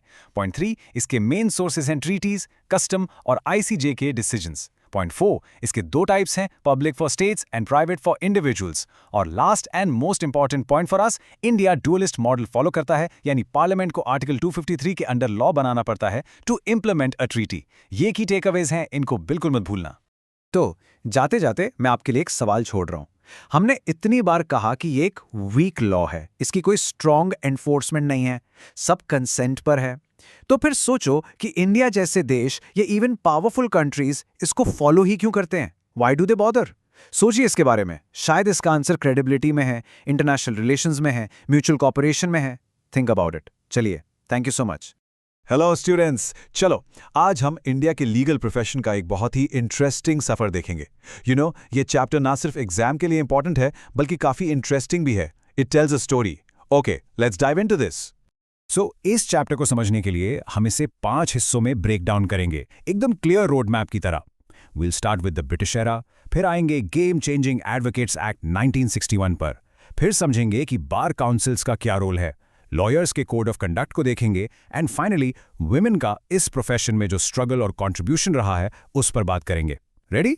चलो तो चलिए शुरू करते हैं बिल्कुल स्टार्टिंग से, उस टाइम से जब ब्रिटिशर्स ने इंडिया में कोर्ट्स का सिस्टम फॉर्मलाइज करना शुरू किया। यही वो फाउंडेशन है जिस पर हमारा आज का पूरा लीगल प्रोफेशन खड़ा है। कभी सोचा है आपने कि आज जो हम कोर्ट्स देखते हैं, इनकी शुरुआत आखिर हुई कैसे थी? Well, a lot of it started during the British era, जब उन्होंने एक स्ट्रक्चर्ड लीगल सिस्टम बनाने की कोशिश की। Now, what's really interesting about this slide इसके ये हमें पूरी स्टोरी बताता है। जर्नी शुरू हुई 1726 में मेयर्स कोर्ट्स के साथ, फिर 1846 में लीगल प्रैक्टिशनर्स एक्ट आया जिसने इंडियंस के लिए दरवाजे खोले, but and this is important, not for women. उनके लिए फाइट बहुत लंबी थी। वो चेंज आया 1923 में, और फिर पोस्ट इंडिपेंडेंस आया सबसे बड़ा game changer, the advocates act of 1961। अब आते हैं इस चैप्टर के perhaps सबसे इंपॉर्टेंट पार्ट पर, the advocates act of 1961। Seriously, इसने सब कुछ बदल दिया। इसने एक बिखरे हुए फ्रैगमेंटेड प्रोफेशन को एक साथ लाया। सोचो 1961 से पहले कितना कंफ्यूजन था। कोई वकील है, कोई बैरिस्टर, कोई प्लीडर, कोई मुख्तार, इतने अलग अलग तरह के लीगल प्रैक्टिशनर्स, और सबके लिए रूल्स अलग, प्रैक्टिस करने के लिए कोर्ट्स अलग। It was a very, very complicated system, right? And this brilliantly illustrates the biggest change. इस एक्ट ने वकील, बैरिस्टर, प्लीडर इन सब अलग-अलग कैटेगरीज को अबॉलिश कर दिया और बनाई एक सिंगल यूनिफाइड कैटेगरी, एडवोकेट। बस एक ही टाइटल जो पूरे इंडिया में हर कोर्ट में वैलिड है, सिंपल एंड पावरफुल। तो एडवोकेट बनता कौन है? सिंपल सी डेफिनेशन है, you have to be an Indian citizen, at least 21 years old, आपके पास एक LLB डिग्री होनी चाहिए फ्रॉम अ रिकग्नाइज्ड यूनिवर्सिटी, और सबसे इंपॉर्टेंट, आपको ऑल इंडिया बार एग्जामिनेशन यानी AIBE क्लियर करना पड़ता है, तभी आपका नाम स्टेट रोल पर आ सकता है। लेकिन इन सभी एडवोकेट्स के लिए रूल्स कौन बनाता है, कौन उन्हें रेगुलेट करता है, right? So let's move to the bar councils. आप इनको इस प्रोफेशन के गार्डियंस या रेगुलेटर्स समझ सकते हैं। देखो, हर स्टेट में एक स्टेट बार काउंसिल होती है। इनका काम क्या है? नए लॉयर्स को एनरोल करना, उनकी लिस्ट मेंटेन करना, और अगर कोई एडवोकेट डिसिप्लिन ब्रेक करता है तो उसके मिसकंडक्ट के केसेस को हैंडल करना। Think of them as the class teacher for lawyers in that state. और पूरे इंडिया के लिए बार काउंसिल ऑफ इंडिया यानी BCI। ये नेशनल लेवल पर सबके लिए मेन रूल्स बनाती है। ये लीगल एजुकेशन का स्टैंडर्ड सेट करती है। So the crucial point is BCI national level पर काम करती है, like the principal's office for the entire country's legal profession. एक एडवोकेट बनना सिर्फ डिग्री लेना नहीं है, इसके साथ आती हैं कुछ बहुत इंपॉर्टेंट ड्यूटीज और एथिक्स। ये एक नोबल प्रोफेशन माना जाता है और इसकी डिग्निटी को मेंटेन करना बहुत जरूरी है। आपने हॉस्पिटल्स या कोचिंग सेंटर्स के एड्स देखे होंगे, राइट? बड़े बड़े होर्डिंग्स, टीवी कमर्शियल्स। पर क्या कभी किसी लॉयर का एड देखा है? सोचो, ऐसा क्यों है? Why can't a lawyer just advertise best lawyer in town? इस स्लाइड पे देखो, इंडिया में एडवर्टाइजिंग स्ट्रिक्टली रिस्ट्रिक्टेड है। क्यों? To maintain the dignity of the profession. Idea ये है कि लॉ एक सर्विस है, कोई प्रोडक्ट नहीं। जबकि USA और UK जैसे देशों में ये अलाउड है, but of course with some rules to prevent false claims. हाँ, लेकिन टाइम्स चेंज हो रहे हैं। सो BCI ने लॉयर्स को अपनी वेबसाइट पर ये 5 चीजें बताने की परमिशन दी है। उनका नाम, कॉन्टैक्ट डिटेल्स, क्वालिफिकेशंस और उनके एरियाज ऑफ प्रैक्टिस। ये लिमिटेड इन्फॉर्मेशन अलाउड है, just to inform, not to attract business. Legal profession हमेशा से सबके लिए ओपन नहीं था। Let's talk about the struggle and the incredible contribution of women in this field. ये एक बहुत इंपॉर्टेंट पार्ट है इस स्टोरी का। Can you even imagine? एक टाइम था 1916 में जब कैलकाटा हाई कोर्ट ने ऑफिशियली ये कहा कि वुमेन लॉ प्रैक्टिस नहीं कर सकती। They were legally barred. सोच के देखो, what a struggle that must have been. लेकिन फिर आई pioneers like Cornelia Sorabji, India की पहली महिला वकील। उन्होंने 1921 में ही एनरोल कर लिया था, एक नया रास्ता बनाते हुए, even before it was legally allowed for everyone. What a trail blazer. और ये डेट 1923 एग्जाम के लिए भी और हिस्ट्री के लिए भी बहुत इंपॉर्टेंट है। इस एक्ट ने ऑफिशियली वुमेन के लिए लीगल प्रोफेशन के दरवाजे खोले। It was a massive victory for equality. आज सिचुएशन बेटर है for sure, but as you can see अभी भी एक लंबा सफर तय करना है। लॉ मिनिस्ट्री के 2022 डेटा के हिसाब से इंडिया में सिर्फ 15.3% लॉयर्स वुमेन हैं। प्रोग्रेस है, no doubt, but we still have a long way to go. तो आज हमने क्या सीखा? Let's do a quick revision. हमने देखा कि कैसे मेयर्स कोड से शुरू होकर 1961 के एडवोकेट्स एक्ट ने प्रोफेशन को यूनिफाई किया, बार काउंसिल्स ने रूल्स बनाए और विमेन ने इस फील्ड में अपनी जगह बनाई। What a journey it has been. तो अब ये सवाल आपके लिए है, एज फ्यूचर लॉयर्स, जजेस एंड सिटीजन्स, सोचो कि हम इस प्रोफेशन को और बेहतर और इंक्लूसिव और सबके लिए एक्सेसिबल कैसे बना सकते हैं। इस पर जरूर सोचना। Thank you. हेलो बच्चों, कैसे हैं आप सब? वेलकम। आज हम आपके लीगल स्टडीज का एक बहुत ही इम्पॉर्टेंट और इंटरेस्टिंग चैप्टर करने वाले हैं, लीगल सर्विसेज। बिल्कुल टेंशन मत लो, हम इसको एकदम सिंपल तरीके से समझेंगे, प्रॉमिस। तो चलो शुरू करते हैं। ओके, तो आज हम क्या क्या कवर करेंगे? देखो, सबसे पहले हम समझेंगे कि आखिर प्रॉब्लम क्या है, जिसे हम कहते हैं द जस्टिस गैप। फिर हम स्टेप बाय स्टेप उसके सोल्यूशन की तरफ बढ़ेंगे कि हमारे कॉन्स्टिट्यूशन ने क्या प्रॉमिस किया है और आज हमारे पास क्या सिस्टम है। और एंड में हम इस पूरी चीज को ह्यूमन राइट्स के बड़े कॉन्सेप्ट से जोड़ेंगे। तो चलो सीधे प्रॉब्लम पे आते हैं। एक सिचुएशन इमेजिन करो। एक कोर्ट केस है। एक तरफ एक बहुत ही अमीर आदमी है और दूसरी तरफ एक बहुत ही गरीब इंसान। आपको क्या लगता है, किसके जीतने के चांसेस ज्यादा हैं और क्यों? ये कंपैरिजन बिल्कुल साफ कर देता है कि प्रॉब्लम कहाँ है। जो अमीर आदमी है वो बड़े से बड़ा लॉयर हायर कर सकता है, सारी कोर्ट फीस दे सकता है और उससे कोर्ट की लंबी डिले से कोई फर्क नहीं पड़ता, वो हर तारीख पे जा सकता है।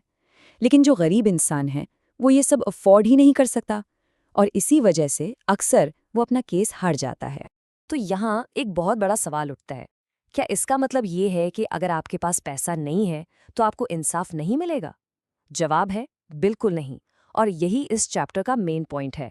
हमारे सिस्टम ने इसी प्रॉब्लम का सोल्यूशन निकाला है और इस सोल्यूशन की नींव, इसकी फाउंडेशन हमारे कॉन्स्टिट्यूशन से ही शुरू होती है। फ्री लीगल एड का जो आइडिया है ना, वो कोई सरकारी स्कीम नहीं है, बल्कि ये एक गारंटी है जो हमें हमारा संविधान देता है। तो ये लीगल एड है क्या चीज़? सिंपल शब्दों में ये एक ब्रिज की तरह है, एक पुल। ये उन लोगों को फ्री लीगल हेल्प देता है जिनके पास पैसे नहीं हैं, जैसे कि लॉयर प्रोवाइड करना, सलाह देना या कोर्ट के खर्चे उठाना, ताकि वो भी जस्टिस सिस्टम तक पहुंच सकें। और इस पूरे आइडिया की फाउंडेशन है आर्टिकल 39A। बच्चों, इसको मार्क कर लो, ये इस चैप्टर का सबसे इंपॉर्टेंट आर्टिकल है। इसे 42nd अमेंडमेंट के थ्रू ऐड किया गया था और ये साफ साफ कहता है कि स्टेट की, मतलब गवर्नमेंट की, ये जिम्मेदारी है कि वो फ्री लीगल एड प्रोवाइड करे। देखो, आर्टिकल 39A अकेले नहीं है, ये आर्टिकल 14 और 15 की स्पिरिट को ही आगे बढ़ाता है। अगर आर्टिकल 14 कहता है कि कानून के सामने सब बराबर हैं, तो आर्टिकल 39A ये इंश्योर करता है कि सबको जस्टिस पाने का भी बराबर मौका मिले, चाहे कोई अमीर हो या गरीब। क्रिमिनल केसेस में तो लीगल एड और भी ज्यादा जरूरी हो जाती है। क्यों? क्योंकि यहाँ किसी की आज़ादी, उसकी लिबर्टी का सवाल है, जो हमारा right to life and liberty है अंडर आर्टिकल 21। इसीलिए सीआरपीसी का सेक्शन 304 कहता है कि ये कोर्ट की ड्यूटी है कि वो उस आरोपी को लॉयर दे जो अपना लॉयर अफोर्ड नहीं कर सकता। तो आइडिया तो कॉन्स्टिट्यूशन में डाल दिया गया, पर इस आइडिया को एक काम करने वाले नेशन वाइड लॉ में बदलने का सफर काफी लंबा था। चलो देखते हैं कि ये एक्ट बना कैसे। ये जर्नी शुरू हुई 1958 में 14th लॉ कमीशन रिपोर्ट से। फिर 1973 में जस्टिस कृष्णा अय्यर कमेटी बनी। 1980 में जस्टिस PN भगवती के अंडर एक कमेटी ने स्कीम्स इंप्लीमेंट करना शुरू किया और इन सारी कोशिशों का फाइनल रिजल्ट था the legal services authorities act of 1987, जिसने पूरे देश के लिए एक यूनिफॉर्म सिस्टम बनाया। ओके, तो एक्ट पास हो गया, सिस्टम बन गया, पर सवाल ये है कि इस फ्री लीगल एड का फायदा आखिर मिलता किसको है? चलो इसकी एलिजिबिलिटी देखते हैं। इस एक्ट का सेक्शन 12 एक पूरी लिस्ट देता है। इसमें SC/ST कम्युनिटीज के लोग, औरतें और बच्चे, डिफरेंटली एबल्ड लोग और ह्यूमन ट्रैफिकिंग के विक्टिम्स जैसे वल्नरेबल ग्रुप्स शामिल हैं। इसके अलावा एक इनकम लिमिट भी है जो हर स्टेट में थोड़ी अलग हो सकती है। जिनकी भी सालाना इनकम उस लिमिट से कम है वो भी एलिजिबल हैं। और किस तरह की सर्विसेज दी जाती हैं? देखो, इसका मतलब सिर्फ लॉयर देना नहीं है। लीगल एड 2 तरह की सर्विसेज कवर करता है। प्री लिटिगेशन यानी केस फाइल करने से पहले सलाह देना या सेटलमेंट करवाने की कोशिश करना, और दूसरा पोस्ट लिटिगेशन, जिसमें लॉयर, कोर्ट फीस और डॉक्यूमेंट्स का खर्चा सब कुछ कवर होता है, सब कुछ इंक्लूडेड है। चलो अब देखते हैं कि ये पूरा सिस्टम प्रैक्टिस में काम कैसे करता है। 1987 के एक्ट ने पूरे इंडिया में लीगल एड सर्विसेज देने के लिए एक 3 टियर स्ट्रक्चर बनाया।